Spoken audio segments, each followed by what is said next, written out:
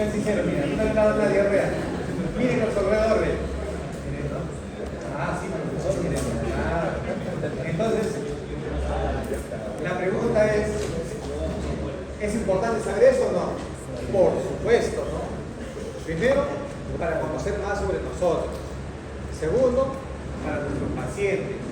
Tercero, para poder conocer en cuanto a nuestros familiares, ¿no? Nuestros familiares que tienen mayor edad se pueden descompensar, ¿correcto? Papá, mamá. Ahora, por ejemplo, mi padre Sánchez, tengo un tío que ha fallecido. Bueno, no era tanto de edad, tenía sus 58 años. La edad es para ustedes, más o menos por ahí, ¿no? Más o menos por medio. ¿Por qué les comento esto? ¿Por qué? Porque hay que cuidarnos, ¿correcto? Importantísimo, hay que cuidarnos. Y el día de hoy vamos a ver sobre las fisiología, funciones del aparato digestivo, ¿correcto? Entonces les pido por favor que estén atentos, sumamente atentos. Ya, muy bien. A ver, vamos a... Usted, que ha llegado tarde. Muy bien. Ayúdenme a leer, Ricardo. ¿Cuál es su nombre? Jonathan. A ver, Jonathan. Ayúdenme a leer, por favor. Rosa, de 36 años, con 25 semanas de gestación, sin antecedentes de importancia, acude a emergencias del Hospital Los de Mayo tiempo de enfermedad, muy bien. Luego de la ingesta de chifa, el cual presentó 12 cámaras de deposiciones líquidas. SM sin moco. Sin moco y SS sin sangre. Sin sangre. asociado a dolor difuso en el abdomen, malestar general, mucosas orales secas y ojos. Muy bien, hasta ahí nomás. Perfecto, ¿no? Miren, esto es un caso muy frecuente que se puede presentar ahora, sobre todo en verano, ¿no? En verano aumentan las infecciones gastrointestinales, ¿correcto? Si ustedes lo llevaran, por ejemplo, yo trabajo en el Hospital 2 de Mayo, acá cerca, a unas cuadritas. Si ustedes fueran a la mayoría de hospitales, van a ver que la mayoría de pacientes ahora en verano tienen problemas gastrointestinales, diarreas, vómitos, reflujo, ¿correcto? Problemas de pancreatitis, etc. Y eso es en verano, ¿correcto? Las infecciones gastrointestinales. Y en invierno, ¿qué tipo de enfermedades es más frecuente? Respiratorias, las vías respiratorias, correcto, muy bien, están atentos, ¿no?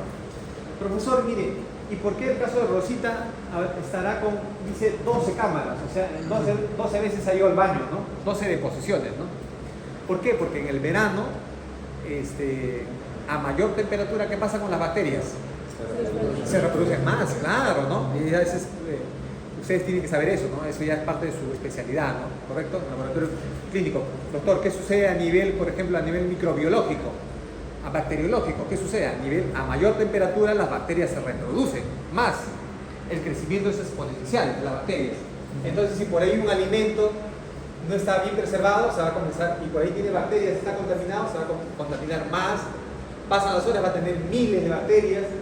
Consume usted ese alimento y probablemente va a tener alguna complicación. ¿Correcto, no? Imagínense si por ahí ustedes que a veces se van a comer alrededor de acá de Grau, ya imagínense si se van a comer su papita rellena, ¿no? Papita rellena, su lechuguita, ¿ah? En la estación, ¿no? Claro, en la estación también, ¿no? O a veces su yuquita, ¿no? Su yuquita picadita con su salsita, ¿no? Imagínense que esa persona que prepara los alimentos, imaginemos que hoy día que se van a ir a la estación algunos, ¿ya? Imaginemos en la tarde, no lo sé. El día de ayer, esa señora que vende esas papitas, esa papita rellena o ese hígado frito, ayer ha estado con diarrea. Ha ido 10 veces al baño por una infección gastrointestinal. Y esa señora vive en San Juan de Lurigancho, al fondo, en el cerro. En el cerro justo no le llega agua. Y está con diarrea varias veces que está yendo al baño. Y su baño es un silo, un hueco, ¿correcto?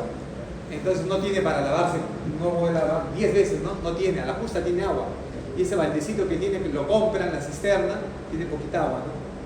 Entonces no se va a lavar un montón acá, se lava con un trapito mojado nada más, su mano no está contaminada, está mal, pero como es humilde, tiene que trabajar, pues.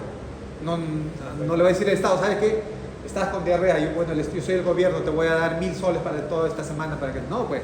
tiene que seguir trabajando, si no se muere de hambre. Entonces compra su lechuguita, comienza a cortar y con su mano ahí que está contaminada con una gran cantidad de bacterias, pone en un lugar, lo mueve ahí, ¿no? Lo manipula ahí y luego lo deja para el día siguiente, ¿no? Y al día siguiente va a tener mayor cantidad de bacterias. Y después por ahí ha preparado por ahí una salsita, algo, ¿no? Algo, un aliño, algo. Todo esto está contaminado y ustedes van con hambre, se van a comer, ¿no? Imagínense, ¿qué les puede suceder? ¿Correcto? ¿Ya? Entonces, eso sucede generalmente con los alimentos, generalmente. Es por eso para preservar o para disminuir la carga bacteriana. ¿Dónde colocamos a los alimentos? ¿Dónde? En la refrigeradora, ¿no? Pero la pregunta es, ¿en la refrigeradora significará que el crecimiento bacteriano, ya no hay crecimiento bacteriano? No, sí hay, pero es más lento. Sí hay, ¿no? Claro, sí va a haber. Hasta hay bacterias que sobreviven al hielo, ¿no? Al hielo o a las altas temperaturas. Son, por ejemplo, las bacterias, los extremófilos, ¿no? O sea, hay microorganismos que sobreviven a extremos de temperaturas, o muy frío o muy caliente. Entonces, siempre es importante probar un alimento que sea del día, ¿no? Cuídense siempre. Cuídense ustedes, a sus familiares, a sus pacientes, etc. Entonces, miren, ¿qué es lo que pasa a Rosita? Rosita ha tenido 12 deposiciones líquidas, ¿no? Sin moco, sin sangre. Generalmente cuando la diarrea puede ser bacteriana y no bacteriana, ¿correcto? Bacteriana o no bacteriana. O puede ser otra clasificación infecciosa y no infecciosa. Generalmente cuando las diarreas son bacterianas, infecciosas, ¿correcto? ¿Ya? Generalmente producen moco y sangre. CM, se diría CM, ¿no? Con moco, con sangre. CS, ¿no? Con moco, con sangre. Doctor, ¿por qué utiliza eso? Son abreviaturas que utilizan en las historias clínicas de los hospitales, ¿correcto? Para que ustedes sepan. Entonces, una persona con cuadro de diarrea con moco, con sangre, probablemente requiera tratamiento antibiótico. Vuelvo a repetir, un paciente con diarreas con moco y sangre, una diarrea infecciosa, probablemente de etiología bacteriana, muchas veces va a requerir tratamiento antibiótico, ¿correcto? No lo olviden. Para que no se olviden esto, mira, hace más o menos un año, estaba un poquito malito, pero igual, ¿no? Parece que era una toxina, no era infecciosa. Profesor, ¿cómo se da cuenta que era una toxina o probablemente viral, ¿no? Que no requiere antibiótico? Eran toxinas líquidas, ¿no? No había moco, no había sangre. Entonces, si pierdo como 1000, repongo como 1000. Y mi suero, perfecto, muy bien, con suero, ¿no? Y mi organismo mismo debe ir, le puedo decir, por ejemplo, tratando de disminuir esa infección. O sea, si un día hice 10 deposiciones, mañana serán 6, de aquí 3 días serán menos, cada vez menos. Se autolimita, ¿no? Se autolimita. Y entonces no era una infección bacteriana, ni había moco, ni había sangre. Entonces mi esposa me dice algo, que no es de medicina, me dice, tómate Bactrim, me dice, tómate Bactrim. ¿Y qué es Bactrim? ¿Ah? ¿Qué es Bactrim? Díganlo, confúndase ahora, ¿qué es Bactrim? Es un antibiótico, muy bien. El Bactrim es un antibiótico, nombre de marca. Es el trimetoprim más sulfamethoxazol. Me dice, tómate Bactrim, me dice, con eso vas a mejorar. Mi esposa, que es economista, ¿no? Entonces, ¿no? Me dice, no, pero le digo, esta es una diarrea que es probablemente una toxina o viral, no requiere tratamiento antibiótico. ¿Por qué? Porque si yo tomo un antibiótico voy a barrer mi flora normal y de ahí me voy a producir más problemas. Entonces mi esposa me dice, no, pero yo siempre cuando estoy mal así con mis redes, me dice, yo me tomo un Bactrim, me dice. Digo, Jessica, ya ahora estás casada con alguien de salud. Digo, no, así no voy a mejorar. Bueno, ya tu culpa, me dice, ¿no? Entonces tomé dieta blanda, por ejemplo, no lácteos, no verduras, ¿correcto? Abundante hidratación, sales de hidratación, ¿no? Y fui mejorando. Y después al tercer día mi esposa me dice, mejoraste sin Bactrim, me dijo, ¿no? Es que no requería antibióticos, ¿correcto? Entonces hay infecciones que van a requerir manejo antibiótico y hay infecciones que no van a requerir. En este caso, en el caso de Rosa, no aparentemente requiere antibiótico, no. No, aparentemente no. Muy bien. Porque son diarreas acuosas, así líquido, ¿no? Como si fuera agua, ¿no? Agua sale, ¿correcto? Y no hay moco, no hay sangre. Pero algo más, miren, cuando una persona presenta diarreas, ¿qué pierde? Agua. ¿Qué más? Aparte de agua. Electrolitos. ¿Qué electrolitos? Sodio, potasio, cloro, bicarbonato, ¿correcto? Pierde una gran cantidad de electrolitos. Y si una persona pierde, hay que reponer, nunca se olviden, tenemos que reponer sí o sí. Doctor, ¿qué pasa si no reponemos? El paciente se complica. ¿Por qué se complica? Porque está perdiendo líquidos, se deshidrata. Menos volumen sanguíneo, menos agua en el cerebro, menos electrolitos, hipoperfusión. Entonces el paciente va a estar somnoliento, soporoso, hipoactivo, no se va a movilizar tanto, hasta no va a poder caminar. ¿Por qué, doctor? ¿Por qué? Porque está perdiendo agua y electrolitos, porque los electrolitos son importantes para la contracción muscular. Los electrolitos son importantes, por ejemplo, para la actividad neuronal, ¿no? Porque la actividad eléctrica a nivel cerebral se da por el movimiento de los... La actividad eléctrica a nivel cerebral se da por el movimiento de los electrolitos, ¿no? Movimiento de los electrolitos o iones. Ya no lo olvidemos. Entonces, pregunta 1. ¿Existe alguna alteración en su motilidad intestinal? Sí, no. ¿Está normal? Todos. Sí, está alterada la motilidad. La motilidad es el movimiento, ¿no? Es el movimiento de los intestinos. ¿Y por qué los intestinos se contraen y se relajan? Porque tienen, ¿qué tejido? Músculo, ¿no? Tejido muscular liso. Hay diversos tipos de tejido. Por ejemplo, a nivel muscular, por ejemplo, el tejido esquelético, ¿no? Esquelético. Hay también tejido muscular liso, ¿no? Profesor, ¿dónde hay tejido muscular liso? A nivel gastrointestinal. Pregunta de examen. ¿No? Me acuerdo que vine el año pasado. ¿Dónde encontramos musculatura lisa? A nivel gastrointestinal, a nivel respiratorio, a nivel de los vasos sanguíneos, a nivel, por ejemplo, a nivel urológico también. Encontramos musculatura lisa, generalmente. ¿Ya? Entonces, esa contracción, relajación, contracción, relajación, contracción, relajación del músculo permite el avance de los alimentos. Siempre voy a utilizar mi celular solo para ver la hora, cómo voy, ¿ya? Cada diapositiva. Entonces, ¿cómo estará la motilidad? ¿Aumentada, disminuida o normal en rosita?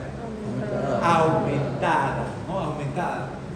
Profesor, ¿está aumentada? Claro, porque miren, y hay veces también, miren, aumenta el peristaltismo como mecanismo de defensa. Profesor, ¿cómo es eso? Lo que pasa es que al existir una noxa, una bacteria, nuestro organismo comienza a contraerse. ¿Para qué? Para poder eliminarla. Y no se les vaya a ocurrir la idea de voy a ir a la farmacia y voy a tomar algo para que me corte las diarreas. O sea, un fármaco para disminuir el peristaltismo. Vuelvo a repetir, a ver, profesor, vuelvo a repetir. Miren, generalmente este peristaltismo aumentado se contrae frecuentemente es para eliminar a la noxa, a la bacteria, ¿correcto? No se olviden. Es un mecanismo de defensa, de protección, para eliminar al germen, a la bacteria, ¿correcto? Pero ¿qué pasa si por ahí se automedican, van a la botica, a la farmacia y dicen, señorita, estoy con diarrea, por favor, le pago lo que usted me diga, deme algo para cortarme la diarrea, no quiero tener diarrea, algún fármaco para disminuir el peristaltismo, ¿no? Entonces por ahí le da una que se llama Donafan, ¿no?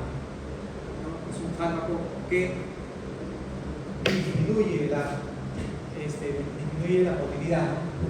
Pero ya me quitaría ese mecanismo de defensa, de protección.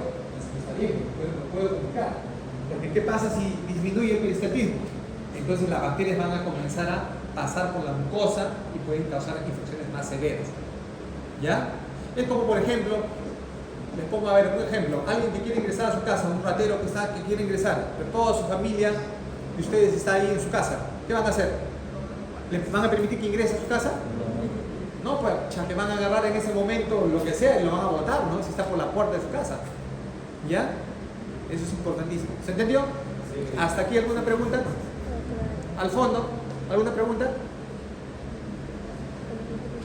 Segunda pregunta, ¿es importante los conocimientos fisiológicos de la motilidad gastrointestinal en el personal de salud? Sí. Por supuesto, ¿no? Para nosotros, para cuidarnos de nosotros, a nuestra familia, más adelante cuando ustedes tengan hijos, a sus hijos, ¿correcto?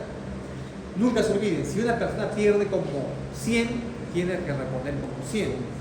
Si una persona pierde como una diarrea como 500 de volumen, agua y electrolitos tiene que reponer, porque si no se va a descompensar, ¿no? Imaginemos, ¿cuál es su nombre?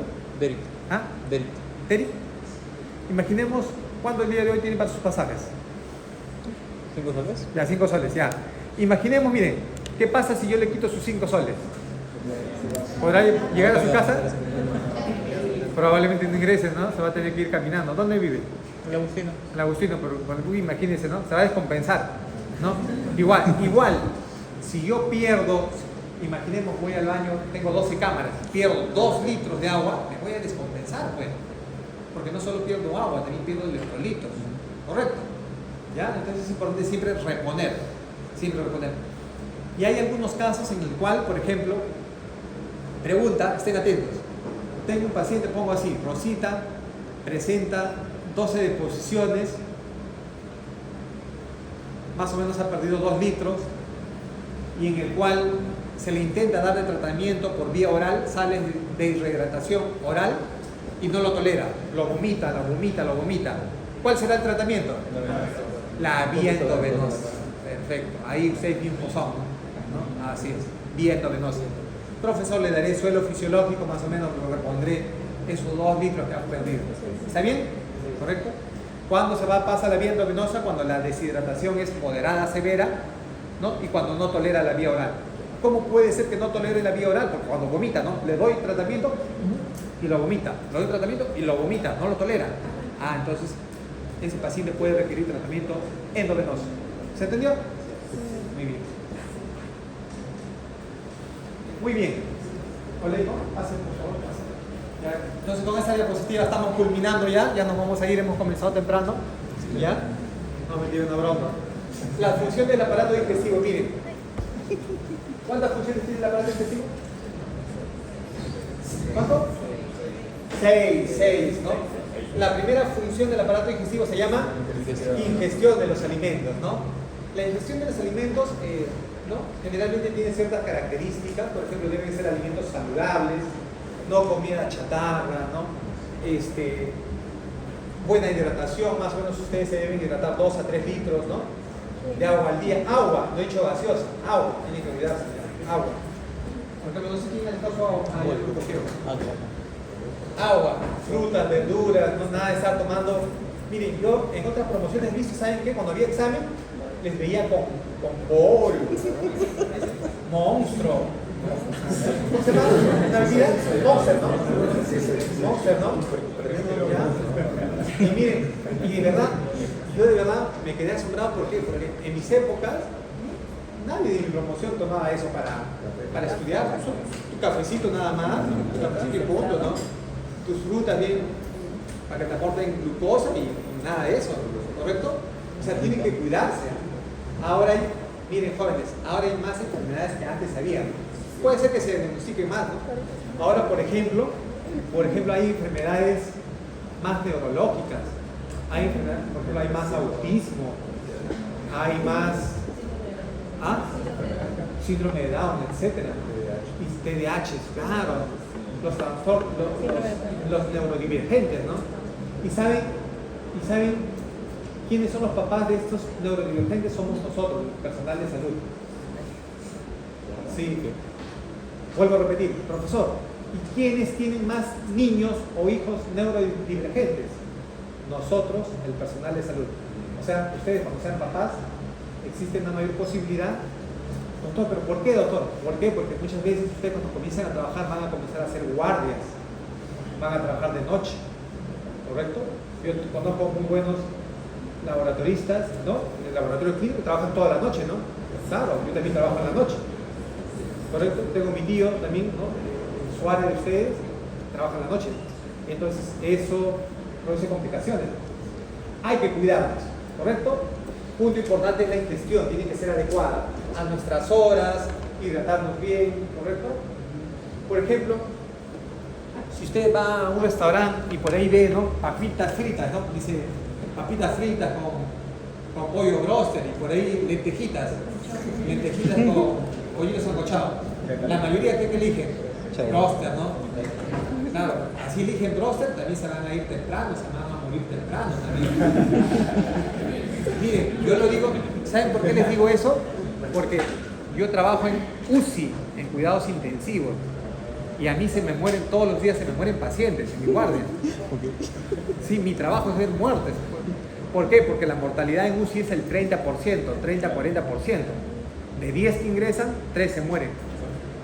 En cualquier UCI del mundo, ¿no?, en promedio, ¿correcto? Entonces, cuando yo me pongo a averiguar por qué se complican los pacientes, porque son hipertensos, diabéticos, hipercolesterolemia, obesos, etcétera, ¿correcto? Es por eso que yo siempre les recomiendo, les digo, no hagan eso porque algún día se pueden morir. Entonces, hay que cuidarlos, ¿ya? Entonces, ingestión. Segundo proceso, la secreción, ¿no? Secreción. Les cuento a nivel gastrointestinal, más o menos, a ver, vamos a ver cuántos litros de secreciones se producen, ¿no? Puede ser medio litro, un cuarto de litro, por acá. ¿Cuántos litros de secreciones se producen en un día? ¿Sí, mucho? 2 litros de secreciones. ¿Cuánto? 2, 3. ¿Ah? 500 mililitros, muy bien. ¿Un litro? ¿Está cerca? 1 litro 500 de secreciones. ¿Usted? Joven, ¿usted está que saca cuánto? ¿Ah? 1 litro por ahí. ¿Usted? 2 litros. Ninguno acertó. Si hubiera sido pregunta de examen, todos jalados. ¿Cuántos días tiene la semana? 7. ¿En cuántos días Dios creó el mundo? 7. Y descansó, ¿no? 7. ¿Cuántos litros se producen? 7. 7, 8 litros. Nuestras secreciones, miren, vuelvo a repetir, nuestras secreciones son promedio 7 a 8 litros. Profesor, ¿cómo así? A ver, dígalo, a ver, por ejemplo, ¿qué secreciones, profesor? Por ejemplo, la saliva, ustedes que producen saliva, producimos entre litro a litro y medio de saliva en 24 horas. Lo que pasa es que uno produce, ¿no?, digiere, ¿no? Así es. Produce, digiere, pasa. Produce, digiere. Litro a litro y medio. Litro a litro y medio. Créanme, por favor. Litro a litro y medio. ¿Ya? Litro a litro y medio. Profesor, por ejemplo, la bilis, ¿no? La famosa bilis que ayuda a la emulsificación de las grasas. De litro a litro y medio. Profesor, la secreción gástrica, más o menos 1 litro. La secreción pancreática, más o menos, de litro a litro y medio. O sea, sumando todas esas secreciones de todo el tubo gastrointestinal, en promedio son 7 a 8 litros. Y esas secreciones, pregunta de examen, tienen 4 componentes básicos, ¿no? La mayoría, miren, pregunta de examen. 4 componentes. Espera, voy a ver, no vaya a ser que me estén llamando y mi paciente está haciendo paro. No, mentira, hay varios colegas que están ahí atentos. Ya. La mayoría de secreciones, la mayoría de secreciones, sea salival, pancreática, gástrica, casi todos tienen agua. Agua. La mayoría de secreciones, ¿qué tienen? ¿Qué más? ¿Enzimas? Electrolitos, ¿no? Profesor, ¿la saliva tiene electrolitos? Sí. ¿La secreción gástrica tiene electrolitos? Sí. ¿La secreción pancreática tiene electrolitos? Sí. ¿La secreción intestinal tiene electrolitos? Sí. ¿No? Sí. Entonces van 2. Tercero. Proteínas o enzimas. Claro, porque las enzimas son proteínas, ¿no? Muy bien, está bien. A ver, lo voy a poner, profesor. A ver, voy a ponerlo acá para que no se olvide. Profesor, ¿lo dije? Sí, dije, lo voy a decir. Secreciones. ¿Qué contiene?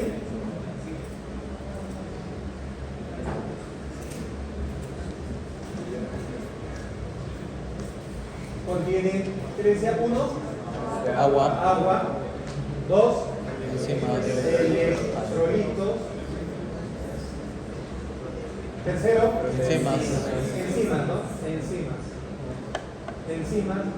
Y cuarto, ¿qué contiene? Aparte de enzimas, la saliva tiene urea. Bótelo. Bótelo. Chismo. Hormonas.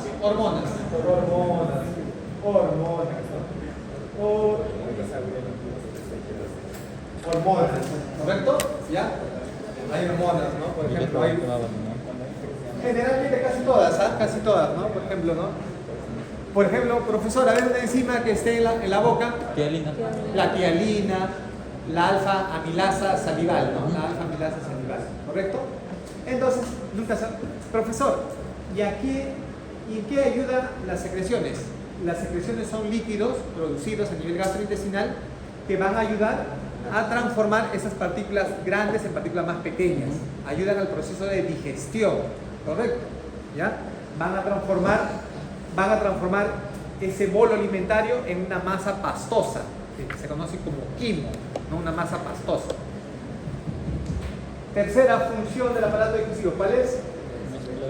Mezcla y propulsión, ¿correcto?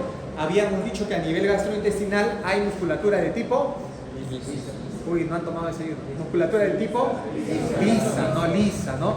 Y eso va, la contracción, relajación, eso permite el avance, o sea, la propulsión y la mezcla, ¿no? Por ejemplo, en el estómago hay diversos tipos de movimientos, ¿no? De mezcla, ¿no? Movimiento de mezcla, ¿ya? Cosa que luego permite el avance, la propulsión. Cuarta función del aparato digestivo. Digestión, ¿no, profesor? ¿Qué es la digestión? Es una serie de procesos en la cual se va a transformar partículas grandes en partículas más pequeñas, ¿no? Por ejemplo, profesor, mire, lo que pasa es que cuando usted come su pan con chicharrón, su pan con lomo, o pan con soledad, quizás no con pan solo nomás comió, ¿correcto? Cuando usted come su pan, no es que el pan en pedazos se absorbe, ¿no? Lo que se absorben son partículas muy pequeñas. Como por ejemplo, profesor, se absorbe la glucosa, los aminoácidos, los electrolitos, ¿no? Los dipéptidos, los tripéptidos, partículas muy pequeñas, ¿correcto? Moléculas muy pequeñas, eso es importante. Por eso es importante que usted mastique bien los alimentos. Nada que, como y me lo trago, ¿correcto? No, porque al final no se va a absorber, pues. Y después no va a rendir en el examen, no va a rendir, no va a pensar, su capacidad intelectual no va a estar muy adecuada. Usted tiene que alimentarse bien, ¿no? Ustedes tienen que alimentarse bien. ¿Por qué? Porque ahora que están comenzando a ir a los hospitales, ¿están yendo a los hospitales? ¿Todavía? Están en segundo año, ¿no? Sí. Pero van a comenzar a ir. Y hay una enfermedad muy frecuente en nuestro país, la tuberculosis. Y miren, les voy a comentar algo, ¿eh? Les voy a decir su futuro. Por favor, presten atención. Miren, les voy a decir algo. Es que es parte de las estadísticas, ¿eh? Varios de ustedes van a tener tuberculosis. Sí, van a tener. ¿Y saben qué es lo que hace la tuberculosis? Va a destruir su pulmón, va a producir cavitaciones. Yo me acuerdo, les cuento. No, profesor, ¿qué dirán? No, profesor, toque madera, no diga eso. Profesor era o contra, me van a decir, ¿no? Cuando yo llevaba clases también, un profesor nos decía eso, ¿no? ¿Por qué? Porque en el Perú es una enfermedad muy prevalente, la tuberculosis. Somos campeones en tuberculosis. En toda Latinoamérica estamos en el segundo puesto. Después de Haití, nomás creo que no. Somos campeones en tuberculosis. Y me acuerdo, por ejemplo, mi promoción era de 300. De esos 300, ¿saben cuántos tuvieron tuberculosis? 50 tuvieron tuberculosis, más o menos, que yo sepa. Por ahí, 50. A 2 de ellos les quitaron un pulmón. Sí. Entonces, profesor, yo aparte de enseñarles, también les enseño para la vida, ¿no? O sea, por eso dije que después que terminemos esta clase, ustedes van a salir un poco transformados. Lo que les voy a decir es verdad. Pero para que se cuiden, pues, ¿correcto? El profesional de San Marcos tiene que ser un profesional integral, ¿no? No solo sabe de conocimiento, sabe de todo, calidad nacional, se cuida, lleva un estilo de vida saludable, es el mejor, etc. Entonces no se olviden, es por eso que para que ese alimento se transforme de partículas grandes a partículas pequeñas, eso es el proceso de digestión, transformar en partículas más pequeñas, que son las que se van a absorber. ¿Correcto? Muy bien. Quinta función del aparato digestivo es la absorción, ¿no? Generalmente a nivel de la mucosa intestinal, como ustedes pueden ver, la mucosa, ¿no?, tiene vellosidades. ¿Por qué? ¿Por qué tiene vellosidades? Para que aumente la superficie de absorción, o sea, para que sea más grande la superficie de absorción, ¿correcto? Y generalmente se absorben partículas pequeñas, por ejemplo acá está agua, electrolitos, glucosa, etc. ¿Ya? Y finalmente, la última función del aparato digestivo es la defecación, ¿no? Eliminamos, ¿no?, lo que no es importante, eliminamos lo que no se va a utilizar, ¿ya? Generalmente. También en la defecación se eliminan bacterias también. Las heces tienen una gran cantidad de bacterias. Las heces tienen bacterias, tienen restos alimentarios que no se han absorbido, ¿ya? ¿Las heces tienen agua? Sí, tienen un porcentaje de agua, correcto, muy bien. No olvidemos. ¿Hasta aquí alguna pregunta? ¿Sí?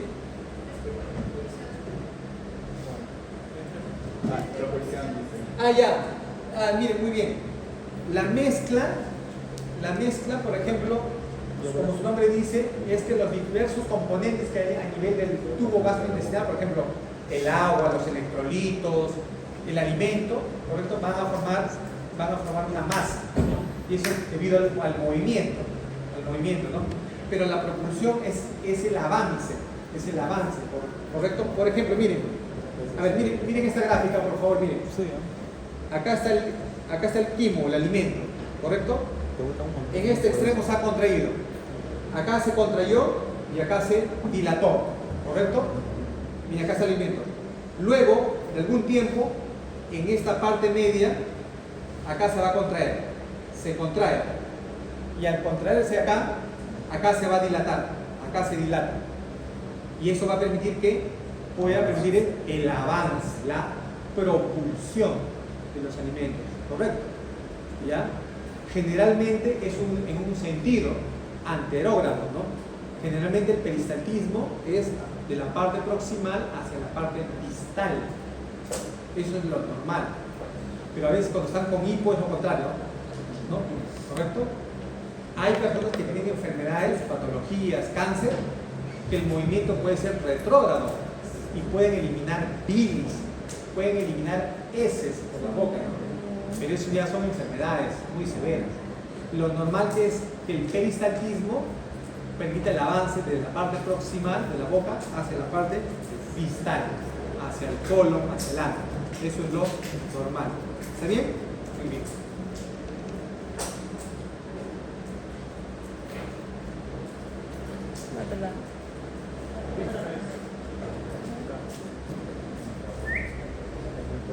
Muy bien, ya. Miren cómo avanza el bolo alimenticio, miren, a nivel del esófago, miren el esófago, miren, imaginemos que este es el esófago, es un espacio hueco, es un tubo alargado, miren. Interesante. Otra vez, efectos especiales, miren, acá está el bolo, este es el esófago.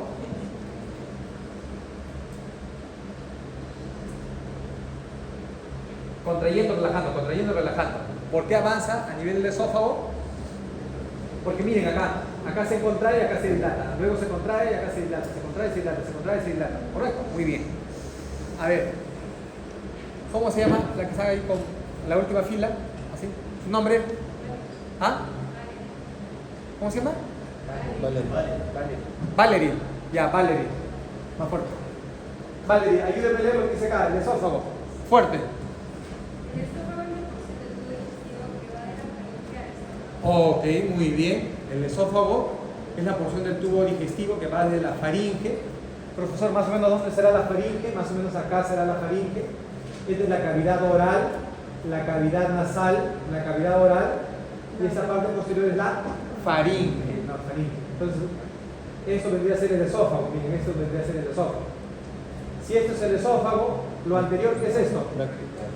La tráquea, ¿no? La tráquea. Perfecto.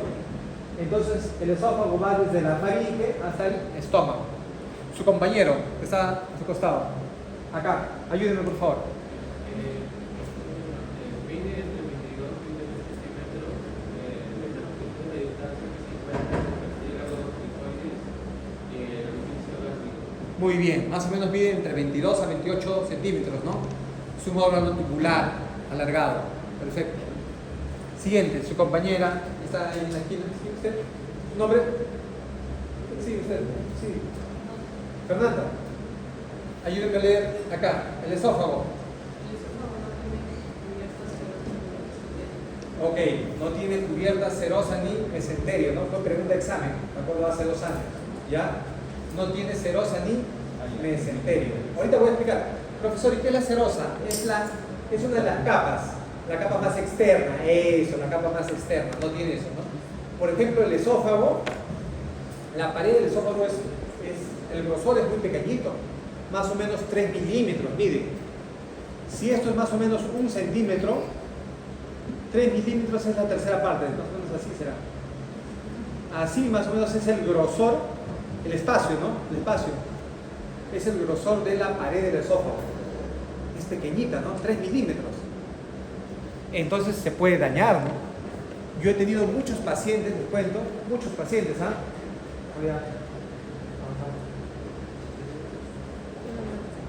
Les cuento, he tenido, mira, por ejemplo, imaginemos que esto sea el intestino o el esófago, ¿no? Este grosor de la pared, a nivel del esófago, mide más o menos 3 milímetros, en promedio, ¿no? Yo he tenido pacientes a veces cuando comen, por ejemplo, ¿no? A veces están comiendo su pescado y están apurados, ¿eh? Voy a comer rápido, no tengo clase, ¿no? O voy a ir a jugar fútbol, o voy a salir con Rosita, o voy a salir con, no sé, algo, ¿no? ¿Ya? Y comen rápido, y por ahí se pasa un pedazo de espina y se pasa el esófago y es una espina grande. Entonces esa espina puede perforar el esófago. He tenido pacientes, y justo la mayoría de mis pacientes han sido jóvenes, así como ustedes, porque los jóvenes son a veces un poquito rápido, quieren hacerlo todo rápido, ¿no? Les perforó el esófago, luego había infección desde el esófago hacia el mediastino. En el mediastino comenzó a acumularse pus, luego el paciente comenzó a hacer fiebre, malestar general, fue al hospital, no tenía presión, se chocó, no podía respirar, intubado, ventilación mecánica, estaba en coma, se le toma tomografía, se le ve ese absceso a nivel mediastinal, se le opera, se le da soporte por acá para llegar hasta el mediastino, sale medio litro de pus y todo por una perforación de una espina. Al final la mayoría de mis pacientes se me murieron ahí. Sí. Entonces, jóvenes, de verdad, estoy hablando de verdad, yo trabajo en UCI. Entonces, moraleja, cuando coman pescado, mastiquen bien, ¿no? Con calma, ¿no? Yo, miren, yo soy adulto, ¿no? Igual como ustedes, pero el pescado primerito que lo hago pedacitos chiquititos, ¿no? Chiquititos. Y cuando hacen chiquititos ahí, lo mastico, estoy masticando con calma, ¿no? Unas 10, 20 veces, ¿no? Con calma, hasta que ya todo esté triturado, no hay nada, tranquilidad, ¿no? Después de lo que he visto, no, imagínense. Están advertidos, ¿ah? Si por ahí encuentro a alguno de ustedes se complica, no los acepto, ¿ah? Digo, no, porque imaginen. Uno más para la anécdota. Porque me imagino es mi estudiante, le he aconsejado, no me he hecho caso, ¿ya? Que pase los pacientes, ¿no? Recuperable. Es una broma, jóvenes, es una broma. Sí los aceptaría. Ya miren, esto es un corte transversal del intestino, ¿no? Imaginemos, a ver, intestino, a ver, no sé quién tiene un papelito, no, jabón, préstame un ratito nada más. Ya pues, ¿Cómo dice que se devuelve, me dice? 5 puntos menos, por favor. Delegado, puta. Se devuelve, me dice. No. Miren, imaginemos que este es el esófago, ¿no? Que mide más o menos la distancia, ¿no? Mide entre 22 a 28 centímetros. Lo que pasa es que el esófago es un espacio virtual, ¿ah? Las paredes están colapsadas así. No es que el esófago, por ejemplo, esté así. y uno pueda ver, ¿no? No, así no es el esófago, porque sus paredes son delgadas, el esófago las paredes están colapsadas, y recién cuando pasa el alimento se distienden las paredes. Ya, un detalle muy importante. Correcto, profesor. ¿Y cómo se ve esto? Lo que pasa es que, miren, si este es el esófago, acá se ha puesto en esa posición y se ha hecho un corte así. ¡Sa! Un corte, y uno puede ver acá las capas del intestino. Las capas del intestino. En este caso es un corte transversal del intestino, ¿correcto? Entonces la parte de acá donde está mi dedo vendría a ser la luz por donde pasan los alimentos, y esto vendría a ser las capas internas o externas. Externas. Esto. Externas. Externas, ¿no? Externas. Y aquí serían las capas Internas. ¿Correcto? ¿Hasta ahí se entiende? Sí, profesor. Todo claro. Ah, ya, mire, ya se entiende ya. Más o menos. Más o menos se entiende la pared. Disculpe. Varió un poquito su papelito. Subir un cambio, pero ha servido para hacer docencia. Ya. Vamos a ver. Vamos a ver la capa más interna. La capa más interna, ¿cómo se llama la capa más interna? ¿Cómo se llama la capa más interna? Mucosa, ¿no? Mucosa, ¿no? Mucosa. Profesor, ¿y esa mucosa por qué es importante? Porque ahí vamos a encontrar las glándulas mucosas, ¿no? Ahí se libera agua, ahí se libera mucus. Mucus. ¿Y qué es el mucus, profesor? Es una proteína que revierte, que cubre, que protege al tubo gastrointestinal. ¿Correcto? Profesor, vuelvo a repetir. A nivel de la mucosa vamos a encontrar las glándulas mucosas. Vamos a encontrar ahí a las células mucosas. Y estas células mucosas producen agua, bicarbonato, mucina. Mucina, que es una proteína que protege la superficie, ¿no? Porque imagínense, si usted come un pan seco, ese pan puede lastimar la mucosa, ¿no? Pero como nosotros tenemos una capa protectora de mucina, no nos va a causar daño. ¿Correcto? Entonces la mucosa es una de las capas. Debajo de la mucosa, miren, profesor, ¿cuál sería la mucosa? Esto rosadito, ¿no? Miren acá. Esto vendría a ser la mucosa. La mucosa, la mucosa, la mucosa. Efectos especiales, la mucosa, mucosa, mucosa, mucosa, mucosa, mucosa, mucosa. ¿Ya? Muy bien. Debajo de la mucosa, muchachos, ¿qué estaría? Su mismo nombre dice, debajo de la mucosa. Su mucosa, güey, su mucosa. La submucosa generalmente está constituida por tejido conectivo, ¿no? Vamos a encontrar tejido conectivo, ¿qué hay?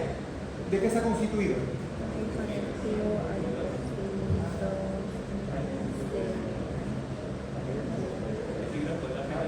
Un ratito me está llamando un lector. ¿Aló, Andrés?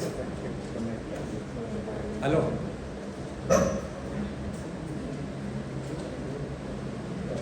¿Aló? ¿Aló? Sí. Ah, sí, tengo el paciente que está de alta, la cama C3.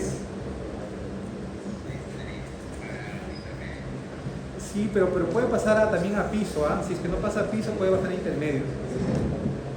¿Ya? Es un paciente postoperado de clipaje de aneurisma.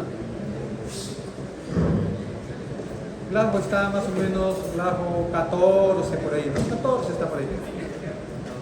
Y ya está varón, tolera la vía oral. Ya está estable, ya, no se va a morir. Ya, ok, ya, está bien, chao. Ah, ya, está bien.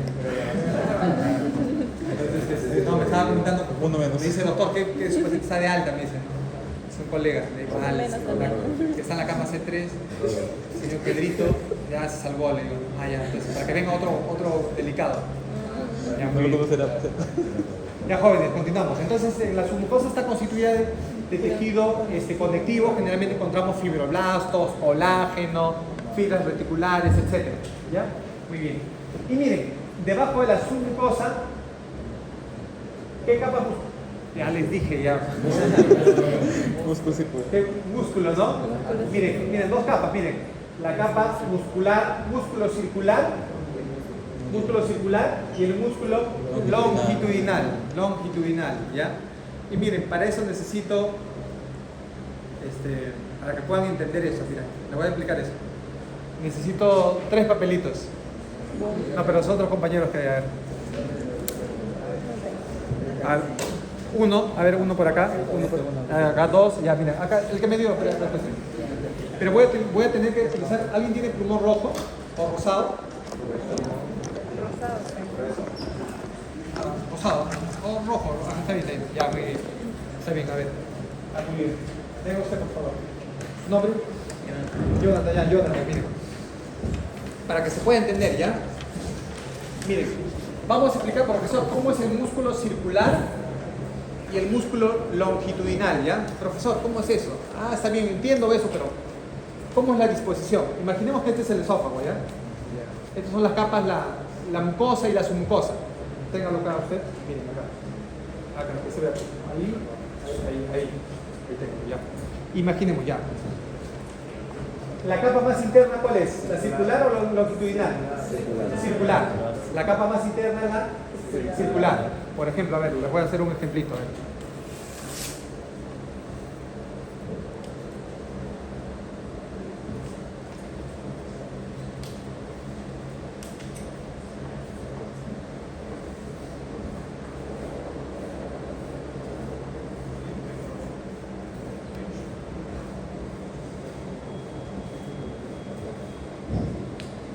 Miren, imaginemos que esta es la capa, una capa muscular, ¿no? Esta es la disposición circular, miren, miren, estas son las fibras musculares y esta es la disposición, miren, circular alrededor. Agárrenlo acá, ahí, muy bien, miren cómo está. Imaginemos, esto va a ser acá, por abajo, en todo el trayecto, ¿correcto? Es así, esta es la disposición de la musculatura circular. Ahora, más externamente está el músculo longitudinal. Ya, longitudinal. Profesor, a ver cómo será. Vamos a hacer efectos especiales. Todo porque me caen bien.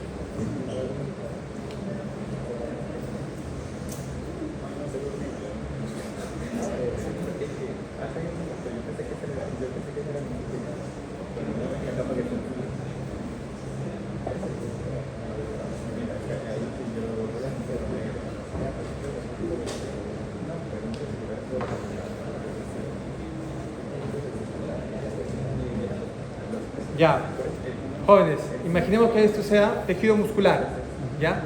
Entonces, ¿cómo va a ser la disposición longitudinal? ¿Será así? No, será así. ¿Correcto? Miren, esta disposición, más externamente.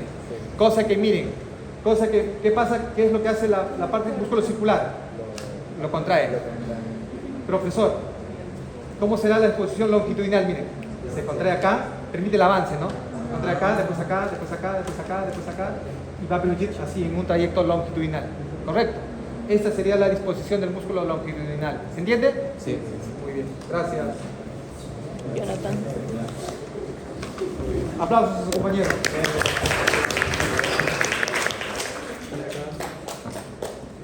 Miren, por aras de la ciencia, ella. Por acá. Para tu repaso. Para el repaso. Esto, gracias. Muy bien. Ya, muy bien. Entonces. Profesor, disculpe. Sí. Ah, claro. Ambos se contraen. Ambos se contraen y se relajan, ¿no? Pero mientras uno, la parte circular, va a permitir la contracción, ¿correcto? En esta forma. Lo otro va a tener una contracción, pero de forma longitudinal. ¿Correcto? Muy bien. Y por última, miren, la última capa, ¿cuál sería? La serosa. Algo también importante, jóvenes, mira, algo también importante es que entre estas capas va a estar inervado. Hay nervios. Y esos nervios que contienen neuronas. Está inervado. Y esos nervios que contienen neuronas. ¿Correcto? Entonces, por ejemplo, profesor, a nivel de la submucosa existe un plexo. Acá está el plexo nervioso de Meissner, que lo vamos a encontrar en la submucosa. Profesor, ustedes ya llevaron anatomía, ¿no? Sí, ¿no? Por ejemplo, ¿no? Hay un plexo. ¿No llevan anatomía? Estamos llevando ahorita. Estamos en proceso. Lo están llevando. Pero ya más o menos se entiende. Academia. Ya, por ejemplo, miren, a nivel del cuello, por ejemplo, hay un plexo. ¿Cómo se llama el plexo? Los axiales. Cervical, ¿no? Cervical. Profesor, ¿y qué son los plexos? Son un conjunto de nervios, ¿no? De nervios que se pueden juntar, que se juntan y se separan, ¿correcto? Por ejemplo, a nivel de la submucosa hay un plexo nervioso de Meissner, ¿correcto? Profesor, y ese plexo va a llevar inervación para que a nivel estimule a la submucosa para que ésta pueda secretar, por ejemplo, algunas hormonas. Por ejemplo, tiene alguna función. Esa inervación no es por las puras, ¿correcto? Generalmente para la estimulación de algunas glándulas para que puedan producir hormonas, por ejemplo. Profesor, pero miren, entre la capa muscular lisa, esta es la capa muscular lisa, miren, esta es la capa muscular lisa, circular, esta es la capa circular, y esta es la capa longitudinal, miren, esta es la capa longitudinal. Entre ambas hay un plexo. ¿Cómo se llama? Plexo nervioso mientérico, ¿no? Mientérico viene de mío. ¿Qué es mío? Músculo. Enterón. ¿Qué es enterón? Intestino. Enterón es intestino. Mientérico, músculo del intestino. Si digo plexo nervioso mientérico, es un plexo, conjunto de estructuras nerviosas a nivel muscular del intestino. ¿Se entendió? Facilito, profesor. Ah, ya entiendo, ¿no? Y tiene un nombre particular. Plexo nervioso mientérico de Auerbach. Cuando revisen sus libros, porque yo sé que están revisando su libro de fisiología. ¿Es el libro? ¿Qué libro es? Constanzo, está bien, muy bien. Felicitaciones, sí, también es un buen libro. Perfecto. Muy bien. Está bien, sí, está aprobado. Pueden ver el Constanzo, el Boron, el Gannon, el Gaico, cualquiera. Todo libro base es bueno, está muy bien. Entonces, les había dicho que hay un plexo nervioso mientérico de Auerbach. Profesor, lleva estimulación a la parte muscular para que se contraiga, ¿correcto?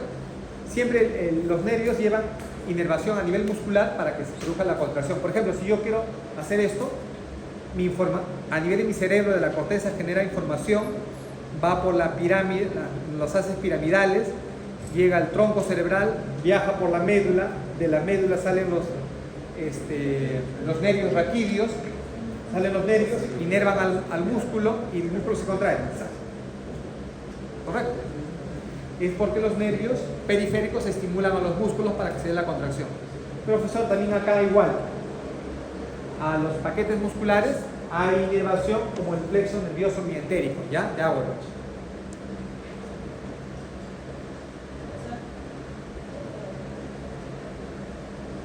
Esto, miren, esto es para ver. ¿Sí? Ya, muy bien, el mesenterio. Perfecto, buena pregunta.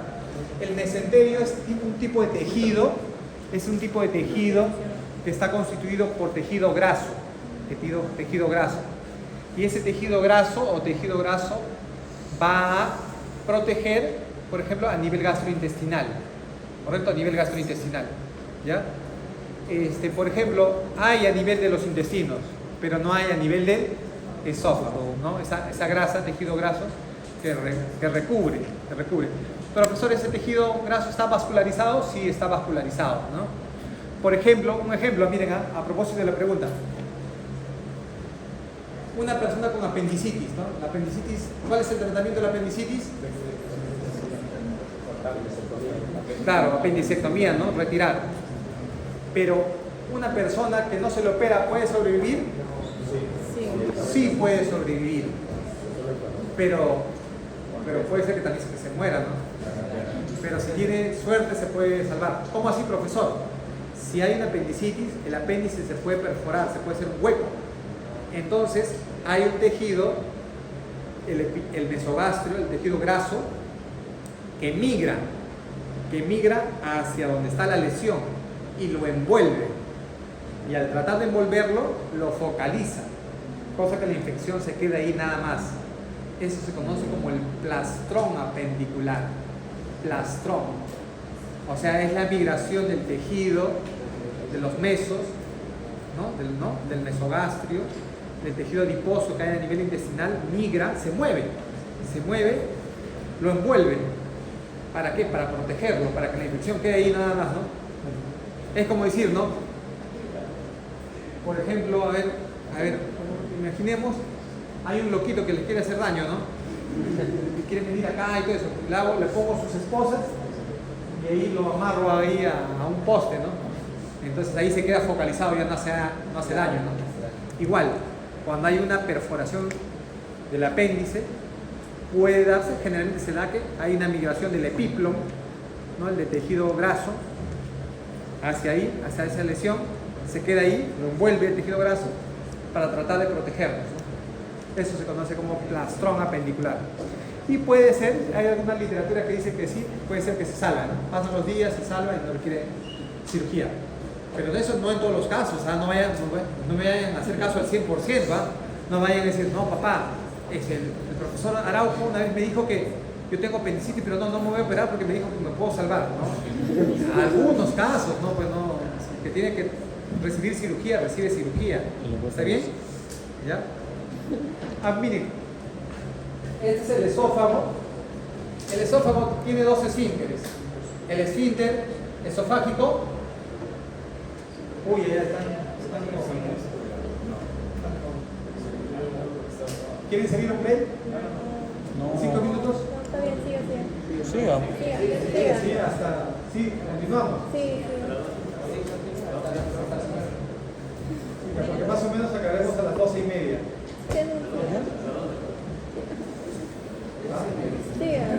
Siga. Siga, profesor. Ya, cosa que acabamos más temprano ya. Para que se vayan a callo, ¿no? Con fe. Ya, jóvenes, miren. Este es el esófago. Acá hay un esfínter esofágico. Ayúdenme. Otra vez.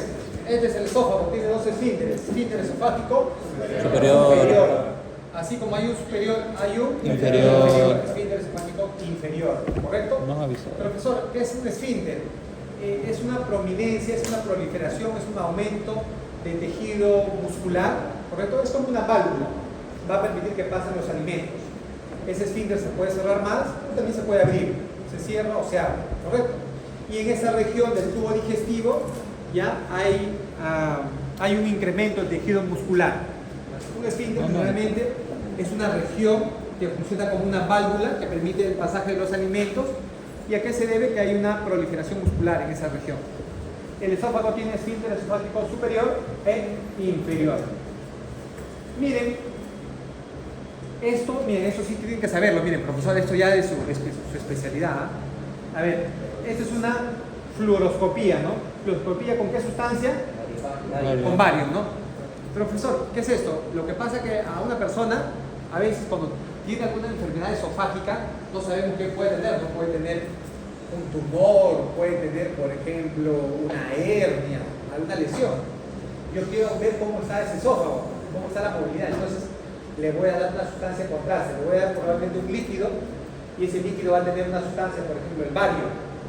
Entonces, se le va a dar de tomar. Se le va a dar de tomar y luego se le va a poner en una máquina que se llama el fluoroscopio, ¿correcto? Y yo voy a poder ver las estructuras internas. Por ejemplo, le doy, por ejemplo, ¿no? Un cierto líquido con bario y le realizo fluoroscopía. A ver, vamos a ver al primer segundo. Y esto se va a ver al primer segundo, miren. Esta sustancia está pasando por el esófago. Miren, o sea, a ver, ustedes son mis moscas, a ver. Al segundo, a ver, le doy otra vez esa sustancia con bario y cuento 3 segundos, ¿no? Ya tomó. Pasé. 1, 2, 3.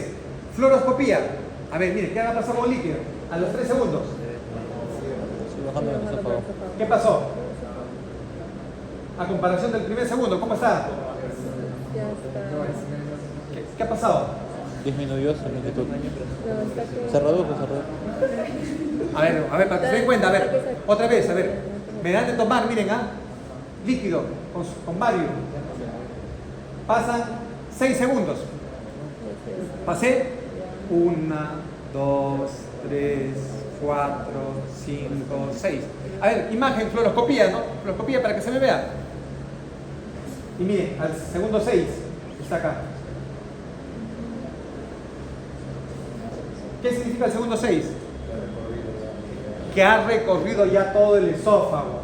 Correcto, muy bien. Aplausos para ese compañero. Muy bien. Miren, ¿qué pasa? Miren, a ver, otro ejemplo, miren, ya imaginemos, miren. Me dan esta sustancia, miren, ya.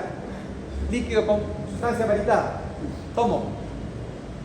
1 segundo, pasan 2 segundos, 3, 4, 5, 6, 7, 8 segundos, pone, ¿no?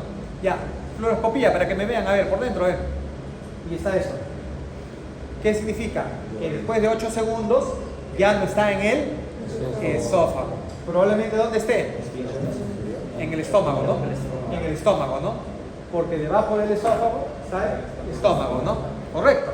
Entonces está aceptable este paciente. ¿Qué pasaría que si después de 8 segundos esta imagen está igualito, como en el inicio, igualito? Pasa una obstrucción o no hay peristaltismo, ¿no? O el peristaltismo está disminuido, ¿no? No permite el avance. ¿Correcto? ¿Se entendió? Sí. Muy bien. Ya, muy bien. Miren, acá está el esófago, luego tiene el estómago, miren, acá está el estómago. Miren, acá está el esfínter esofágico inferior, está cerrado, miren que está cerrado. Y miren, acá está abierto, hemos amplificado, miren, acá está abierto. Generalmente cuando el esfínter esofágico está cerrado, miren, puede haber contenido del estómago, pero como está cerrado, ¿va a pasar el esófago o no? No va a pasar el esófago y no va a haber regurgitación, no va a haber reflujo.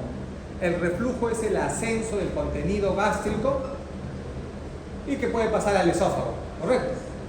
Y eso no sucede reflujo, ¿por qué? Porque el esfínter se contrae. Pero hay algunas personas que este esfínter no se contrae, se relaja, y eso es patológico. O sea, si por ahí ustedes comen y después de 1 hora sienten el alimento que sube, comienzan a masticar, eso es patológico, eso es enfermedad. ¿Ya? Eso no debe suceder. ¿Correcto? Lo normal cuando ustedes comen, el esfínter se contrae y el alimento se queda en el estómago. Profesor, ¿y hay algunos casos particulares en los cuales puede haber una disminución de esta contracción, que esto se relaje? Sí, por ejemplo, la embarazada. En la embarazada, debido a que produce ciertas hormonas como la progesterona, ¿qué va a hacer con el esfínter esofágico inferior? ¿Lo contrae o lo relaja? Lo relaja. ¿La presión aumenta o disminuye en la embarazada? Disminuye, ¿no? Porque si la presión disminuye, esto se relaja, ¿no? Entonces, pregunta de examen, ¿no? Por ejemplo, profesor, ¿cuáles son las sustancias que van a relajar o van a disminuir la presión del esfínter esofágico inferior? Por ejemplo, las grasas, el chocolate, el alcohol. ¿Ya? El alcohol. Profesor, pongo un ejemplo. Imaginemos, yo les cuento, miren, ustedes saben justo que hay una promoción precisa para el ejemplo.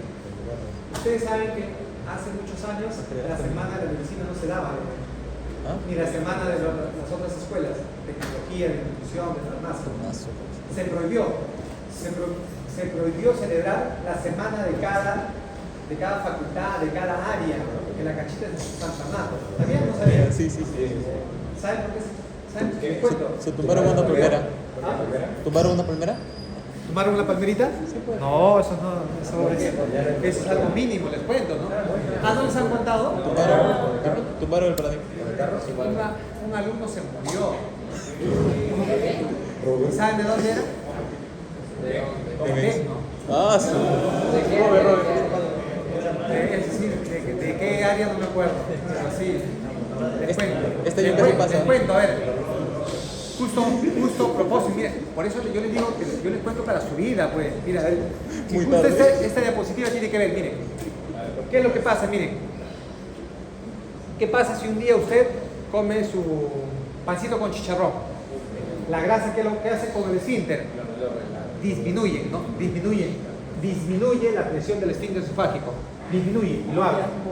¿Qué pasa si ese día, por ejemplo, comió chocolatito? Por eso cuando tomas alcohol... ¿Qué hace con el esfínter? grasa, Lo relaja, disminuye la presión del esfínter.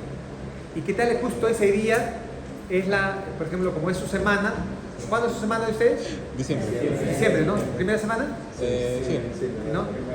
Imaginemos justo, ahí se ponen a celebrar en la canchita y por ahí, por el Puno, por ahí, hacen pasar trago, alcohol, ¿Ah, se puede? ¿no? Les cuento. Y ahí comienzan a tomar, ahí justo en el momento de la quincana, comienzan a tomar y por ahí ya son las 2 de la mañana, siguen tomando, 3 de la mañana siguen tomando, 4 de la mañana siguen tomando, ya no pueden ni Hay gente pararse. Hay gente que desde el comienzo, hermano. Ya todos se comienzan a ir y siguen tomando y por ahí se queda la manchita, ¿no? Siempre hay una manchita que se queda. Ya son 5 de la mañana, ya amaneció, ya. Correcto, ya todos se fueron y se quedaron ese grupito que estaban tomando. Y justo de ese grupito, uno de sus compañeros comió grasa, chocolate y tomó mucho alcohol. Ah, te quería decir. ¿Y qué le va a producir en el esfínter esofágico inferior? ¿Qué le va a producir? Relajación, dilatación, disminución de la presión. Entonces, Sin asco. como está con sueño y dicen, ah, no llego a mi casa, ¿no? En las banquitas o en el piso por ahí se echan. Y como el esfínter está abierto, ya ha comido bastante, comió un montón ahí, bastante, ¿no? ¿Qué puede suceder? Reflujo. Y como está muy tomado, No puede reaccionar. ese alimento, todos esos alimentos no lo va a botar. ¿A dónde se van? Eso. Al pulmón. ¿Y eso qué puede producir? Una neumonía aspirativa. Eso es una neumonía aspirativa. Se ha aspirado. O sea, contenido gástrico se dio a los pulmones. ¿Correcto? ¿Qué tal vomita? ¿Vomita? ¿No puede vomitar? El contenido gástrico se dio a los pulmones. Produce una neumonía química, 1 hora, 2 horas, no puede ni respirar, como está en estado más o menos de coma porque ha tomado bastante, hace hipoxemia, desaturación y se muere. Y llaman a la ambulancia. Llaman a la ambulancia, Vino tomando por favor. tratan de ver si está vivo y se murió. Sí. Eso fue lo que sucedió, jóvenes, les cuento. Por eso, por algunos años, varios años estuvieron. Porque yo les digo eso porque, bueno, ¿qué año ingresé? Yo ingresé en el 99, o sea, hace 25 años, ¿no? Más o menos atrás. Entonces sé de muchas promociones. Yo iba todas las semanas, ¿no?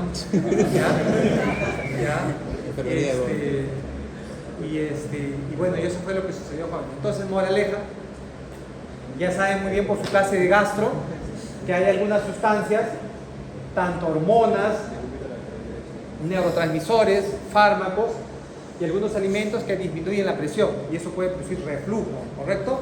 Y eso puede producir aspiraciones, neumonías. ¿Se entendió? Sí. Bueno, cuídense, ¿ah? Así que ya saben, moraleja, De cúbico. ya saben, no tomen. No chocolate y alcohol. ¿Cuánto robe? Ya saben, muchachos, acá miren acá, mira, para que quede. Miren, este es el esófago y este es el esfínter esofágico inferior. Este es el estómago, ¿no? Este es el píloro, correcto, ya, muy bien.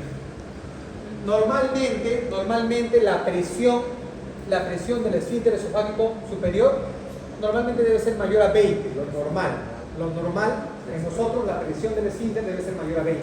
¿Está bien? Lo normal mayor a 20.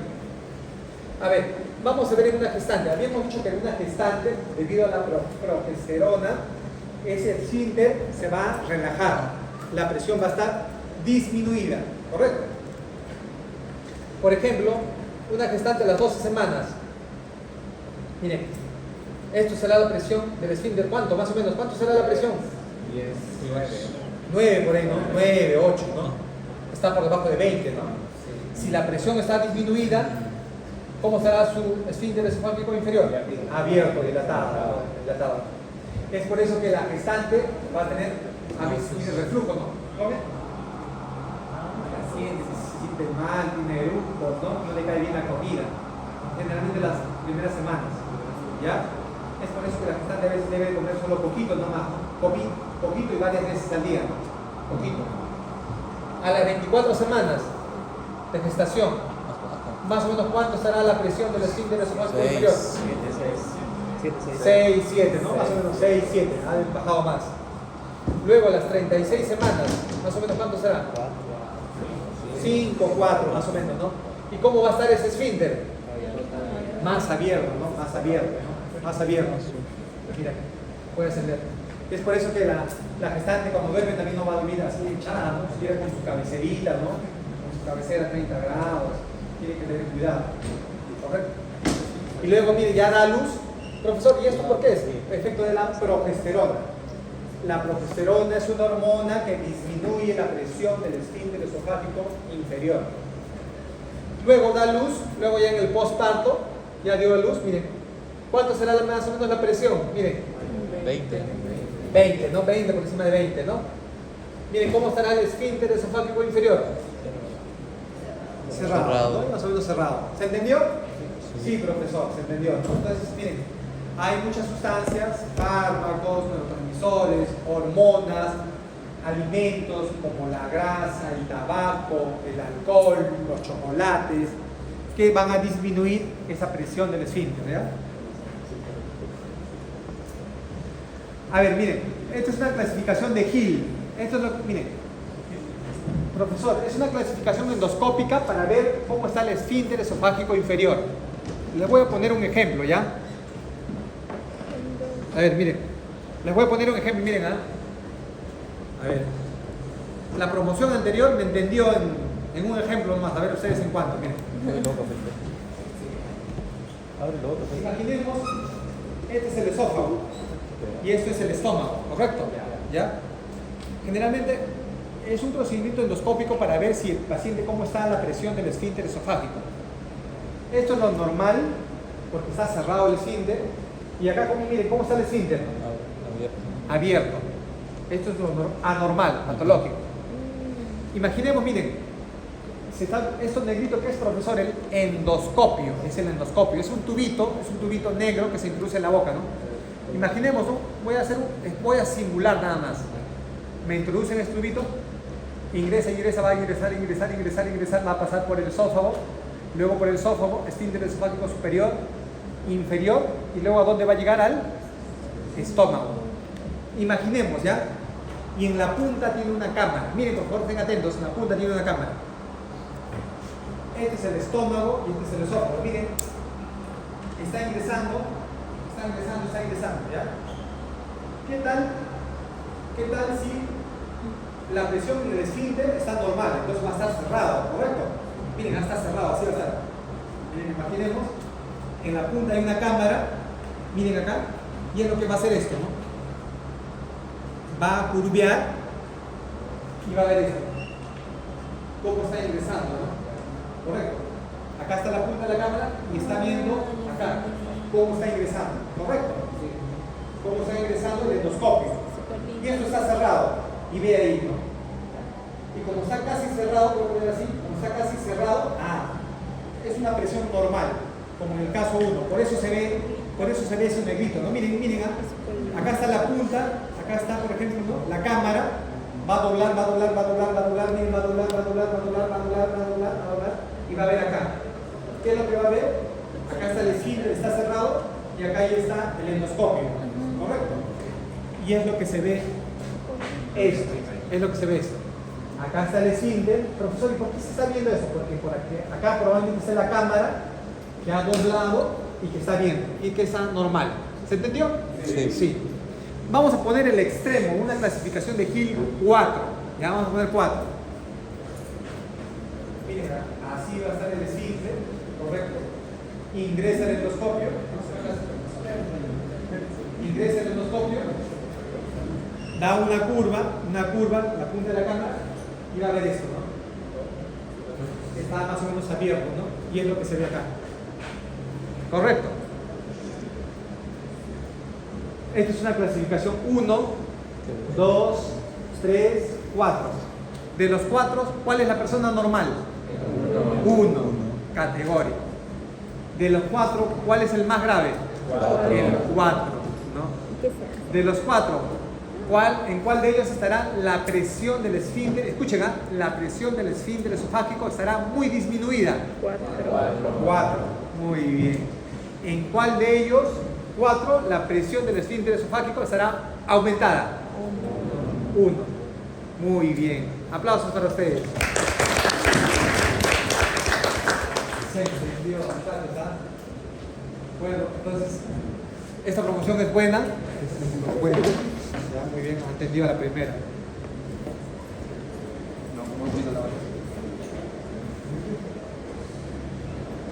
Ah, ya, muy bien. Ahora, mire, ya estamos llegando al estómago. Esfínter esofágico inferior. Este es el estómago. El estómago tiene 3 zonas: el fundus, el cuerpo y el antro, ¿no? Antro. El antro es la parte más baja, ¿no? Cuando dicen, ¿no? Oye, te has ido al antro, ¿no? Te has ido a la parte más baja, ¿no? A la parte más baja. Nunca se van a olvidar, ¿ya? Al antro. Fondo o fundus, cuerpo, antro. Acá hay un esfínter que se llama esfínter pilórico, ¿no? Esfínter pilórico. Habíamos dicho el esfínter es una válvula, es una región en la cual hay un incremento, una hipertrofia muscular que funciona como una válvula y que va a permitir el pasaje de los alimentos, el esfínter pilórico. Por ejemplo, si la pregunta fuera, ¿el esfínter pilórico está más cercano a qué región del estómago? ¿Al fundus, al cuerpo o al antro? Al antro. Al antro, pues, categórico. Pregunta, miren, ¿qué es lo que sucede? En el estómago, entre el fundus y el cuerpo, hay una región que se llama la zona de relajación receptiva. Zona de relajación receptiva. Profesor, ¿qué significa eso? Cuando los alimentos llegan acá, el estómago se distiende y se relaja. ¿Cómo así? Por ejemplo, imaginemos ustedes toman un vaso de agua. Llega ese vaso de agua al estómago, el estómago se relaja y aumenta su volumen, manteniendo la presión. Si una persona ingresa más alimento, llega a la zona de relajación receptiva, el estómago se distiende, se relaja y manteniéndose la misma presión en el estómago. Pero va a llegar un momento en el cual el volumen del estómago va a ser entre litro y litro y medio, y ahí sí la presión del estómago va a comenzar a aumentar. ¿Ya? Profesor, acá hay un ejemplo para entender esto. A ver, muchachos, miren, acá hay un ejemplo. Esto, miren acá, miren. Todos los años hago una pregunta sobre esto, miren, la fija, la otra fija, lo que sí van a sacar 18, ahora se van a sacar 20. Siempre hay una pregunta de esa parte, siempre. A ver, por favor, estén atentos. Los que están durmiendo al fondo, por favor, despierten. Ya, miren. Esto rojo es una persona normal, ¿ya? Lo rojo es una persona normal y lo amarillo es una persona que le han hecho una vagotomía, ¿no? ¿Vagotomía qué es, profesor? Viene del nervio vago. Se le han lesionado el vago, le han seccionado el vago. O esto también puede ser similar a las personas que con diabetes, porque en la diabetes se dañan los nervios, ¿no? La diabetes es una enfermedad vascular que se dañan los vasos sanguíneos, macrovascular, microvascular y también los nervios. ¿Ya? Miren, presten atención, miren. Acá es el volumen que recibe el estómago y acá es la presión intraluminal. Vamos a poner un ejemplo. A ver, usted, su nombre. Sí, usted. Sí. Alison. Ya, vamos a poner un ejemplo, ya. Voy a ponerlo acá. Miren, imaginemos que Alison va a su casa. Voy a poner un ejemplo. ¿Te gusta el mazamorra? Sí, ya, a todos. Una mazamorra morada, ya. Vamos a poner un ejemplo, ya. Miren, presten atención. Imaginemos que Alison va a su casa después de tener clases y le van a preparar mazamorra morada. ¿Ya? Entonces le prepara un vasito y se toma un vasito. Entonces, imaginemos que el vasito tiene 200 mililitros, ¿ya? 200 mililitros. ¿correcto? Entonces, come la gelatina e ingresa 200 mililitros. Hay un volumen extra, un volumen de 200 en el estómago. Habiendo un volumen de 200 en el estómago, más o menos, ¿cuánto será su presión?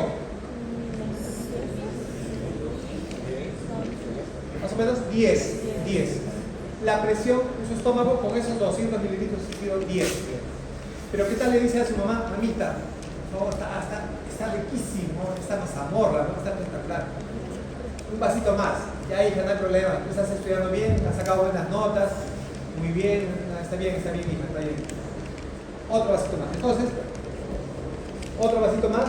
El volumen, ¿cuánto será el volumen que ha ingresado a su estómago? 400.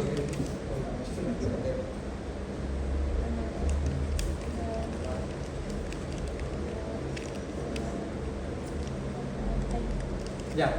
Entonces, miren, ha ingresado 400 de mazamorra y miren, se mantiene casi igual, ¿no? ¿Cuánto más o menos será la presión en su estómago? 10 centímetros de agua, ¿no? O sea, se mantiene la presión. Profesor, pero ¿por qué se mantiene la presión si hay más volumen? Porque se ha relajado el estómago, ¿no? Hay una zona de relajación receptiva, ¿no? O sea, recibe alimento, aumenta el volumen y se relaja el estómago, manteniendo la misma presión. ¿Ya? Entonces, ¿qué tal le dice? Mamá, ¿sabes qué? Está espectacular esta mazamorra. Y solo voy a tomar mazamorra. Le da otro vaso más a alguien. Ingresa 600. ¿Correcto? ¿Cuánto será la presión en su estómago con esos 600 de volumen que tiene? Se mantiene, más o menos, ¿no? Se mantiene, miren. Sigue siendo 10 centímetros de agua. ¿Qué tal le dicen, no? Alison, ya no te pases, ya mucho, no te vas a dejar a tus hermanos. ¿Tiene hermanos? Pues dicen, no, mamá, mis hermanos además están tan gorditos, te dicen, ¿no? Tan gorditos mis hermanos ahí. Yo estoy flaquita, mamá. Dame nomás ahí. Le da otro vasito más. 800, miren acá, hacemos acá una línea. Más o menos, ¿ya cuánto será con esos 800? Más o menos 15 por ahí, más o menos. No varía mucho, varía un poquito nada más, ¿no? 15 centímetros de agua. Pero ¿qué tal? Miren, ya por ahí la mamá ha dejado un par de vasitos nada más. Y Alison, no vienen sus hermanos y en la noche abre la cocina y se agarra un vasito más. Entonces estaría completando 1000. Miren, 1000, de que hay en su estómago, volumen de 1000.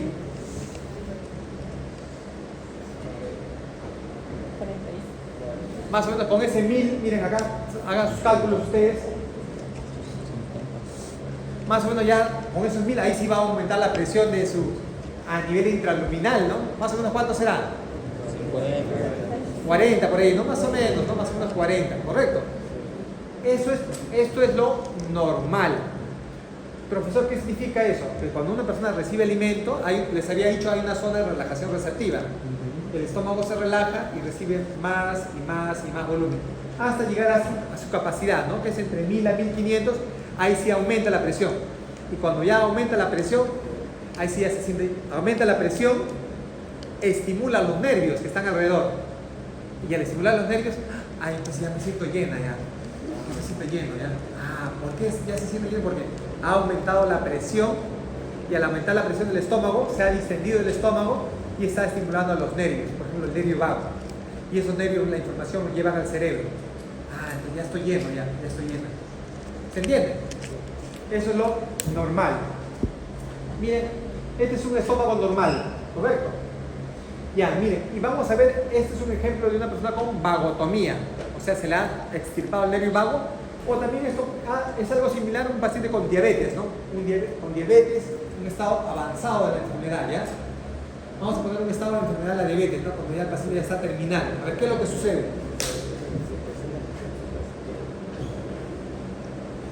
A ver, vamos a poner un ejemplo, levanta la mano el que tiene un papá diabético, familiar diabético. Sean sinceros.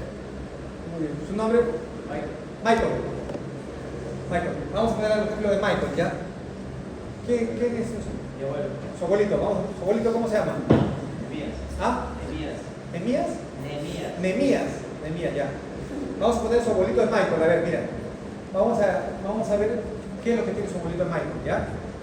Imaginemos su abuelito Michael es diabético, entonces ya de por sí ya está en una edad avanzada, tiene compromiso de los nervios. ¿Qué es lo que va a suceder?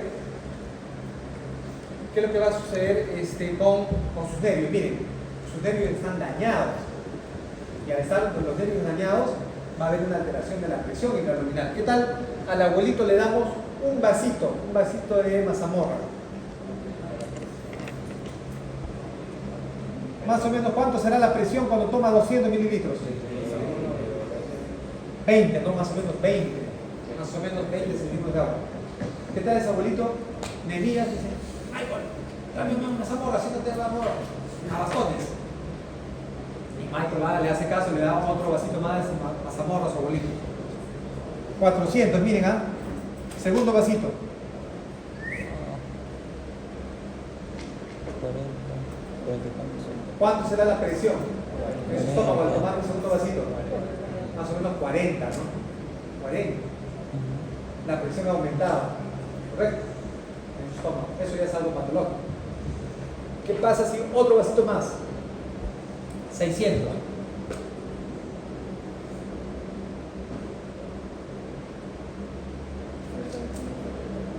Probablemente cuánto sea su presión. 60, no va a ser mayor. Profesor, ¿y ese aumento de presión a qué le puede conllevar? Le puede conllevar a náuseas, le puede conllevar a vómitos. ¿Por qué? Porque está aumentando la presión en su estómago. Puede haber molestias, ¿correcto? Puede haber reflujo, vómitos, distensión, dolor estomacal y todo eso. ¿Correcto? ¿Se entendió?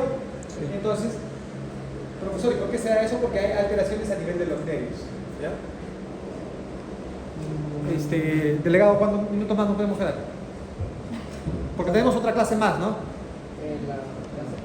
El siguiente martes, ¿no? Sí. Ya, muy bien. ¿Hasta qué hora nos podemos quedar? 2:30. Ya, continuamos.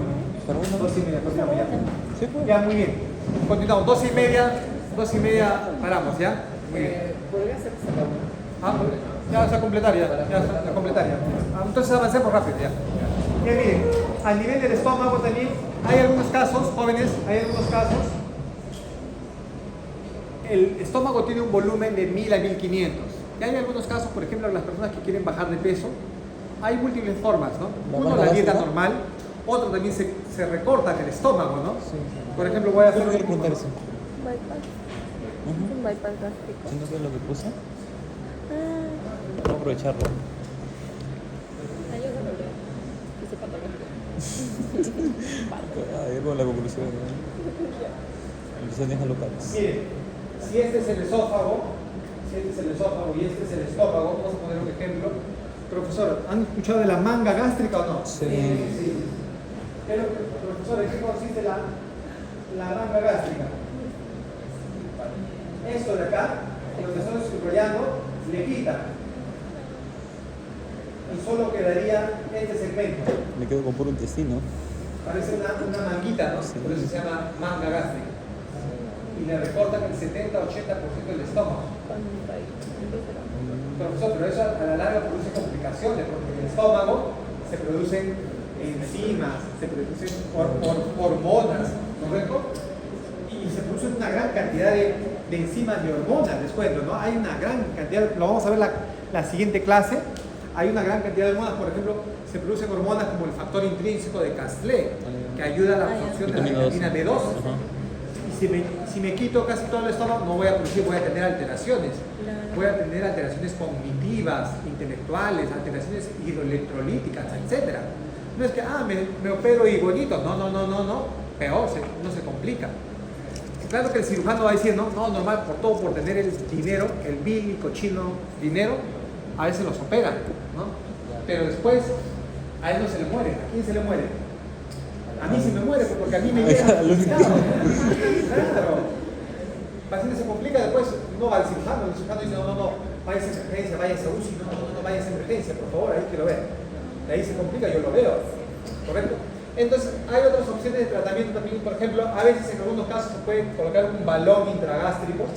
Por ejemplo, si se coloca un baloncito, entonces esto va a ocupar cierto volumen, ¿no? Sí. Cierto volumen. Y en cuanto consumimos alimentos va a ingresar ya poco volumen nada más. Son formas de tratamiento, ¿no? Otro también, hay otra forma de tratamiento cuando las personas son obesas, ¿no? En la cual se le coloca como una pequeña faja, ¿no? Alrededor.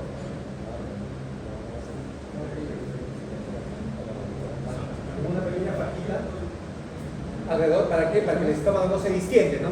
Entonces apenas come poquito, apenas come 400, 500 mililitros, aumenta la presión, ¿no? Y con eso ya, no, ya me siento lleno, no, ya me siento lleno, ¿correcto? Entonces hay diversas situaciones en las cuales puede uno disminuir, por ejemplo, o puede recibir el tratamiento cuando una persona es obesa, ¿no? Pero lo ideal, lo mejor es ser una persona disciplinada, la alimentación, el estilo de vida, hacer deporte, ¿no? Por ejemplo, el día de hoy, por ejemplo, su profesor, les cuento, el día de hoy, miren, les cuento, soy muy contento, ¿eh? Les voy a comentar, ahora así chiquito. PR, sí. Lo que pasa que el día de hoy, como mi profesor me veía que estoy bien en natación, ya llevo nadando varios años, ¿no? Y me ha dicho, Jesús, ¿sabes qué? Vas a pasar a los semilleros de la Federación Peruana de Natación en la parte de los máster.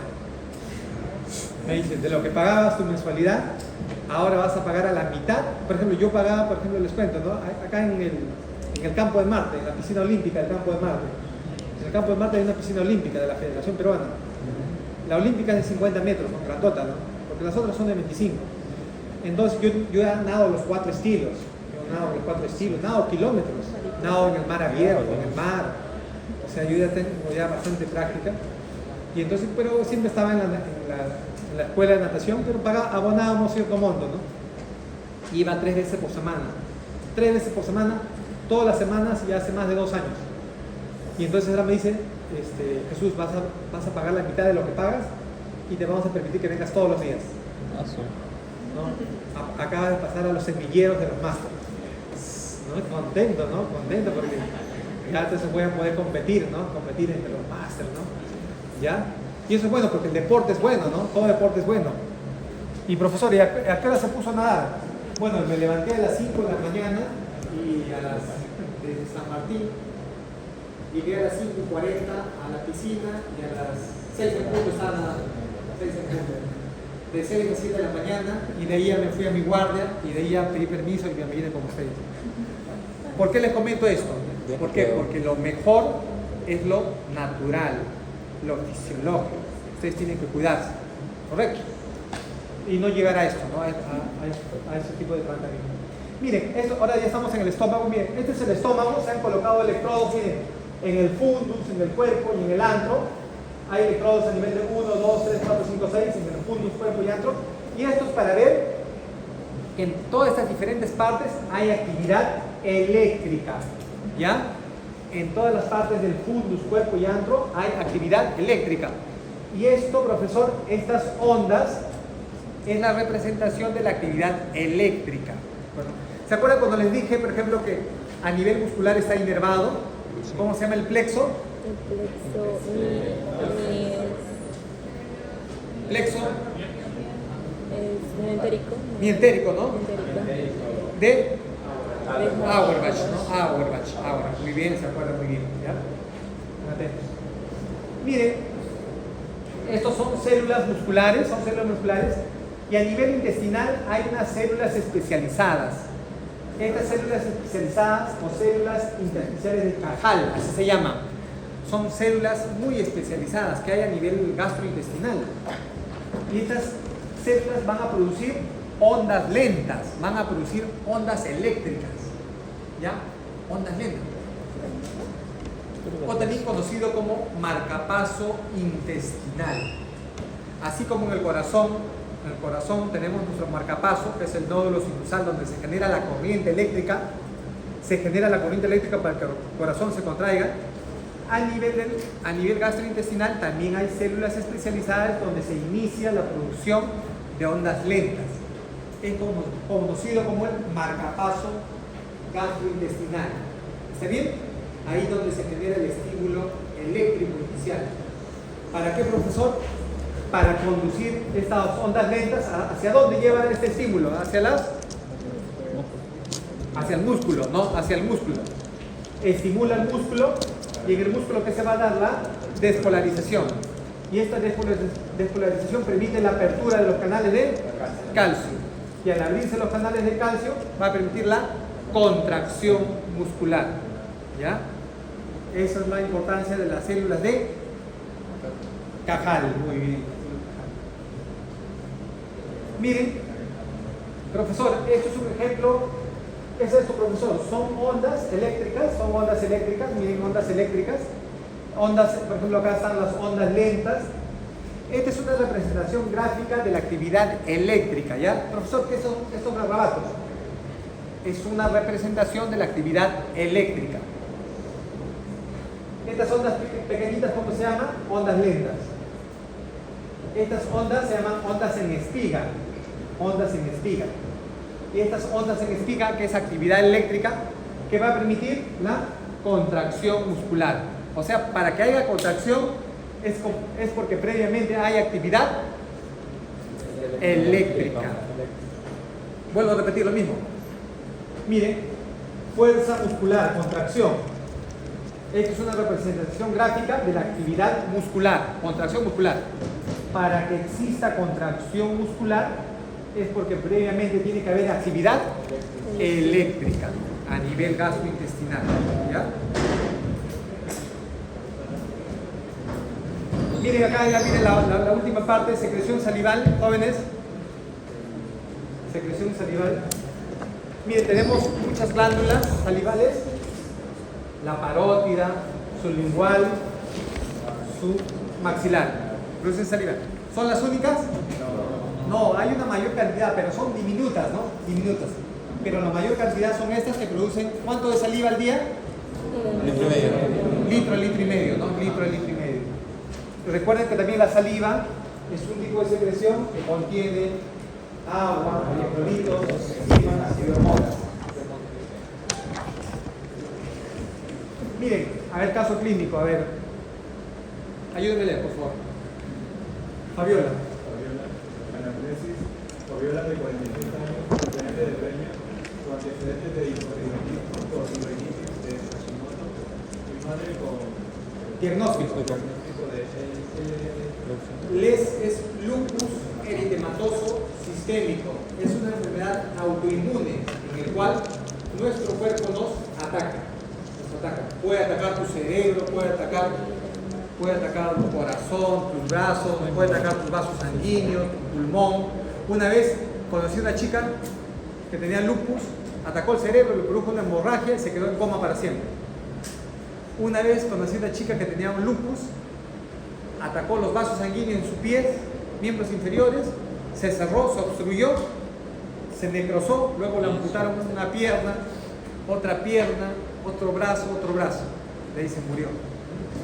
Otro caso, una vez a mi sobrina hace un año, mi sobrina de un momento a otro, como todas están más pálida, pasó un mes, se cepillaba y sangraba, su ciclo menstrual generalmente era de 3-4 días, aumentó, su ciclo menstrual era 7 días. Antes solo utilizaba 3 toallas higiénicas por día, luego utilizaba 5, 7, 8. Entonces estaba sangrando más. Le aparecieron petequias, o sea, puntitos rojitos. Y me llama mi primo, ¿no? Me dice, su papá de mi sobrina, me dice, primo, me dice, ¿sabe qué? Mi hija está mal hace más o menos casi un mes. Está pálida, está sangrando, las encías. Su ciclo menstrual está mayor. Yo le digo, primo, ¿sabes qué? Eso es algo complicado, ¿no? O sea, ¿qué es? Pueden ser muchísimas cosas, ¿no? Probablemente tiene un perfil de coagulación alterado, no lo sé, quizás sus glóbulos rojos están alterados, quizás sus plaquetas, sus leucocitos, quizás es una enfermedad inmunológica, no lo sé, requiere estudio. Pero si tú me dices que está pálida, entonces requiere más estudios. Llévala a tu hospital. Como él es policía, lo llevó al hospital de policía, la vieron, dijeron, no, se hospitaliza. Estaba con una hemoglobina de 4. Es una anemia severa, ¿no? Porque lo normal de hemoglobina en una chica es mayor a Mayor a 12, muy bien, 12, ¿no? 12. Estaba con 4 mi sobrina. Sus plaquetas estaban en 40.000. Cuando lo normal de plaquetas, ¿cuánto es? ¿Plaquetas normal? ¿Cuánto es normal de plaquetas? Usted tiene que saber eso, ¿ah? Ya, yo me cargo como Antonito. Ustedes son del laboratorio, ¿no? Tienes que saber eso. Ese es el poquito.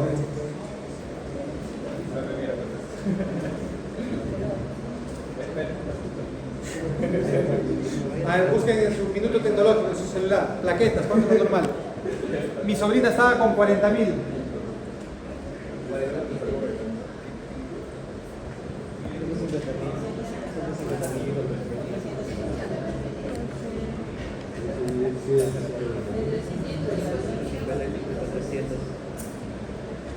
$150.000 a 40.000. 150.000 a 400.000 de tarjeta.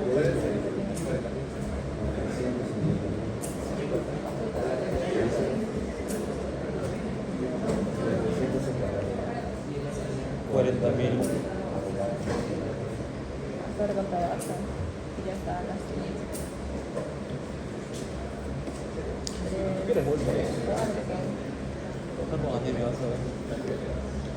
Vamos a ver calor, Ángel. Usa la plata de la base que es un ventilador por acá. No se ve. Oye, Por rato, jóvenes. oye, delegado.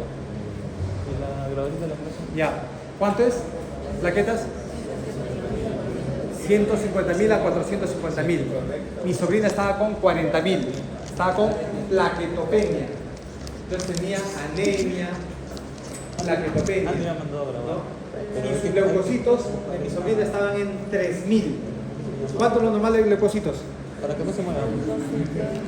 De 5.000 a 10.000. Leucocitos lo normal es de 5.000 a 10.000. 5.000. Mi sobrina estaba con 3.000. Entonces tenía disminuidas los tres componentes. Su hemoglobina estaba disminuida.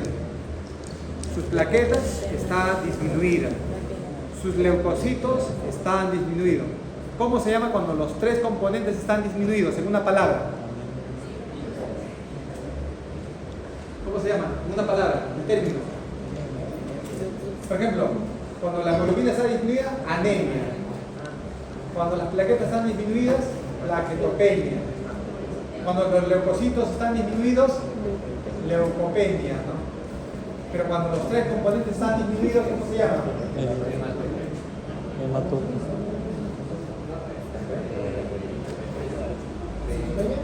¿Ah?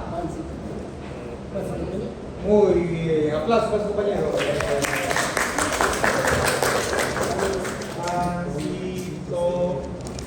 Pancitopenia. Los tres componentes, anemia. Ah, que había en la ministra, ¿no? Plaquetopenia. No sé, causa, yo quiero estudiar ingeniería.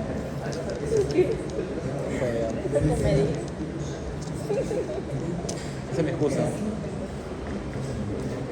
es mi excusa. Ya, muy bien. Si no me funan. Ya, me estaba ayudando a leer. Siga, por favor. De ojos, ardor ocular de elevada intensidad, sequedad de boca, dificultad para pasar la comida y heridas en la cavidad oral. Examen físico, cavidad oral reseca, se evidencia en úlceras en cavidad oral, al examen de fluoresceína, se evidencia interacciones corneales.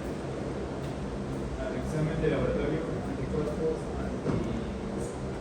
Nucleares, ¿no? Antinucleares extraídos. Antinucleares, ¿no? Ya, muy bien. Profesor, ¿qué es eso? Miren. ¿Cómo están sus ojos? Rojos. Ojos. Su boca. Seca. Su lengua.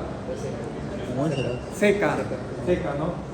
Miren, en su ojo hay úlceras, hay lesiones. ¿Qué Es una significa? enfermedad en la cual hay sequedad de la boca y de los ojos.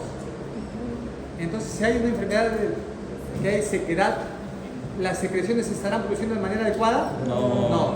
¿Las glándulas estarán normal? No. Entonces, es una enfermedad de alteración de las glándulas, tanto oculares como bucales. ¿Correcto? Es una enfermedad. Profesor, ¿y cómo se llama esa enfermedad? Síndrome de Sjögren. Síndrome de Sjögren. El síndrome de Sjögren es una enfermedad autoinmune, así como el lupus, ¿ya? Que ataca las glándulas que producen las lágrimas y la saliva. Profesora, ¿así también hay enfermedades? Sí, hay enfermedades que atacan, ¿no? ¿Y cómo se va a poder dar cuenta uno? El ojo seco, rojo, eritematoso, puede haber conjuntivitis, ¿no? Y también sequedad en la boca, lesiones en la boca, ¿no? Úlceras en la boca, ¿ya? Y esta es una enfermedad autoinmune generalmente. Entonces, miren, esta es una gráfica para ver, miren, esta es la lengua y estas son las glándulas salivales. Miren, ¿qué es lo que sucede? Cuando se estimula la lengua, miren, ya faltan pocas diapositivas, atentos. Cuando se estimula la lengua tiene receptores. Y estos receptores van a llevar esa información a los nervios. A los nervios. ¿Y a dónde van a llevar? ¿Dónde llega esta información? Al tronco cerebral. En el tronco cerebral hay núcleos. Son los núcleos salivales.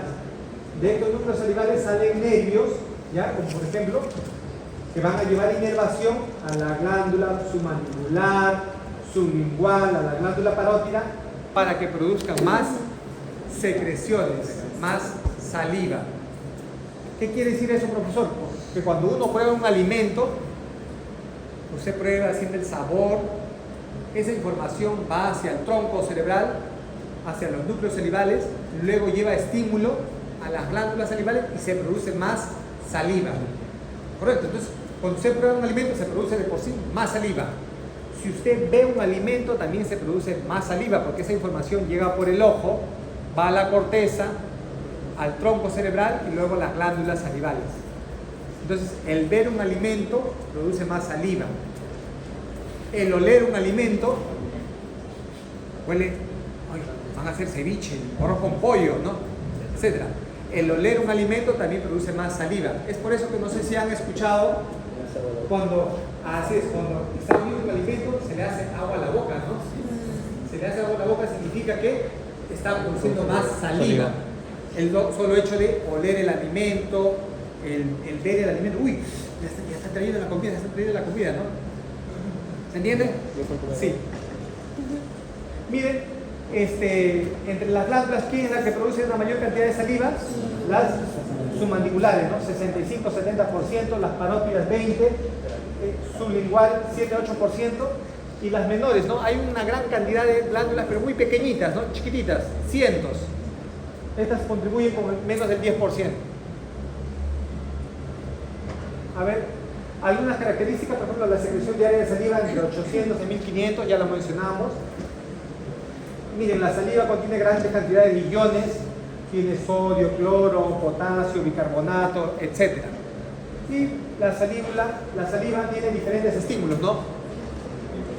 Para que se produzca más saliva, si yo veo un alimento, produzco más saliva. Huelo un alimento, produzco más saliva. ¿Correcto? A ver, esto es importante. El simpático y el parasimpático. Miren, ¿qué es lo que pasa cuando, miren, un ejemplo clásico cuando uno hace deporte? Imaginemos que uno hace deporte, ¿no? Comienza a hacer deporte, imaginemos que corran alrededor de San Fernando. 5 vueltas. Cuando usted hace actividad, ejercicio, ¿cuál predomina? ¿El parasimpático o el simpático? El para. Si usted hace ejercicio, 5 vueltas, El para. ¿qué predomina? El para. ¿El parasimpático o el simpático? A nivel de las glándulas salivales. No, el simpático. Miren, acá está para explicarles. Cuando usted hace ejercicio intenso, predomina el simpático. ¿Por qué, profesor? Ya pues. ¿Por qué? Porque la secreción va a ser escasa. ¿Ustedes se han dado cuenta acaso que cuando ustedes hacen deporte, uy, tengo bastante saliva? No. Se seca. ¿Qué pasa? Se seca, ¿no? Se seca porque es escasa, güey. Escasa. Hasta que se me seque la garganta. Amigo, tráeme agua, ¿no? ¿No les ha pasado? Sí. Porque acá comienza a funcionar más el simpático. ¿Y qué es lo que hace el simpático? Produce escasa saliva, disminuye, ¿no? Porque estoy perdiendo agua, pues cuando hago ejercicio me deshidrato. Y si me deshidrato, ¿voy a seguir perdiendo más líquido? No, pues profesor. Entonces la saliva se hace más escasa. Esto es una respuesta temporal nada más. ¿Qué pasa? La composición es rica en proteínas, ¿no? Esa saliva va a ser más rica en proteínas. Es por eso que la saliva es un poquito pegajosa, ¿no? No sé si se han visto cuando uno hace por... Difícil de pasar, ¿no? Es más pegajosa. ¿Por qué? Porque tiene mayor cantidad de proteínas. O sea, menos agua, más proteínas. Entonces, por eso, rica en proteínas. ¿Correcto? Sobre todo, simpático funciona más cuando una persona está o hace ejercicio. Profesor, ¿qué pasa con los iones? Bajo en iones, ¿no? Potasio y bicarbonato, ¿no? Electrolitos. ¿Ya? Así es, bajo en electrolitos. ¿Se entendió hasta aquí? Muy bien. ¿Y qué pasa si, por ejemplo, yo estoy bien hidratado? Si estoy bien hidratado, estoy en reposo, a nivel de las glándulas salivales, ¿qué funciona? El parasimpático va a producir una secreción salival copiosa, abundante. Cuando ustedes están bien hidratados, producen buena cantidad de saliva. Esto es algo sostenido, en todo momento produzco una buena cantidad de saliva y es pobre en proteínas, ¿no? Y alto en iones, ¿no? Potasio y bicarbonato. ¿Se entendió? Sí.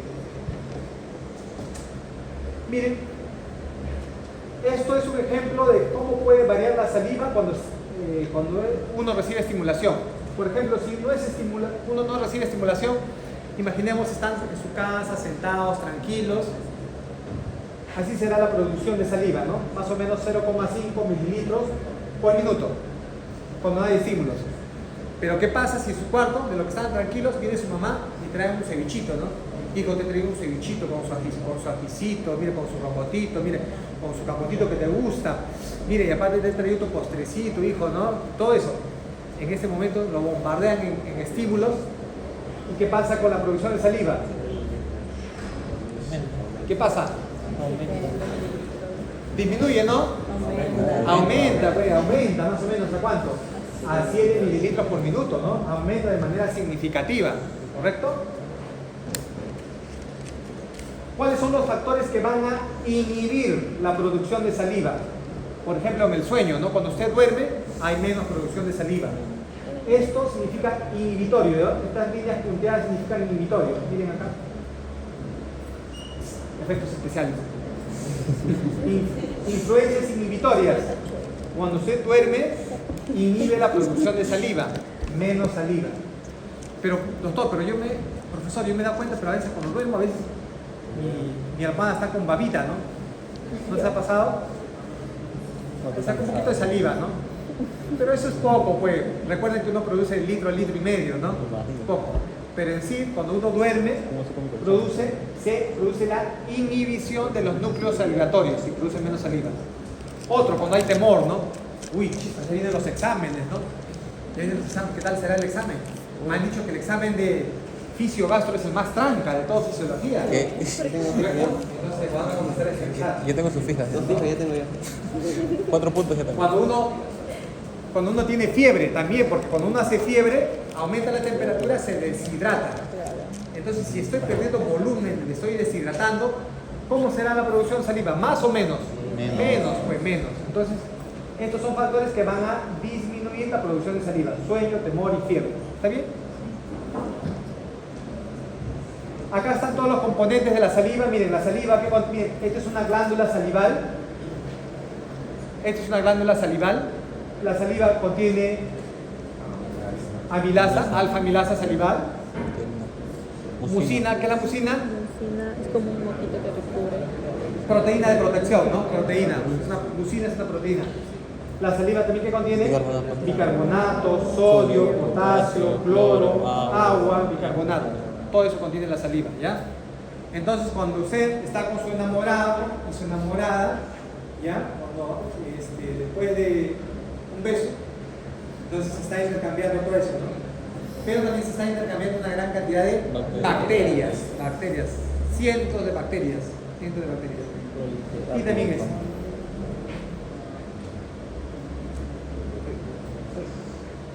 Bueno, miren, vamos a encontrar electrolitos, así como en la saliva, también en el plasma, ¿no? En el plasma ustedes saben muy bien que el electrolito más abundante es sodio. En el plasma vamos a encontrar cloro, bicarbonato, potasio, ¿no? Pero miren, en la saliva también el electrolito más abundante, ¿cuál es? El sodio. Catión, sodio, vamos también a Bicarbonato. tener bicarbonato, cloro, potasio, ¿no? Así como hay electrolitos en la sangre, también hay electrolitos en la saliva. A ver, profesor, ¿cómo es eso? La saliva con la progesterona. Profesor, miren, cuando aumenta el pico de progesterona, aumenta la secreción salival, ¿ya? Este es el pico de progesterona y aumenta la secreción salival. Eso le sucede a las gestantes, ¿no? A veces las gestantes cuando están embarazadas, a veces están con cialorrea, ¿no? Están con mucha secreción salival. Pero eso es efecto de la progesterona. Bueno, esto ya funciones de la saliva para que lean, para que tengan su 20. Esto ya, eso es de tarea, esto es para que puedan leer. Nuestra bibliografía. Y acabamos. Bien.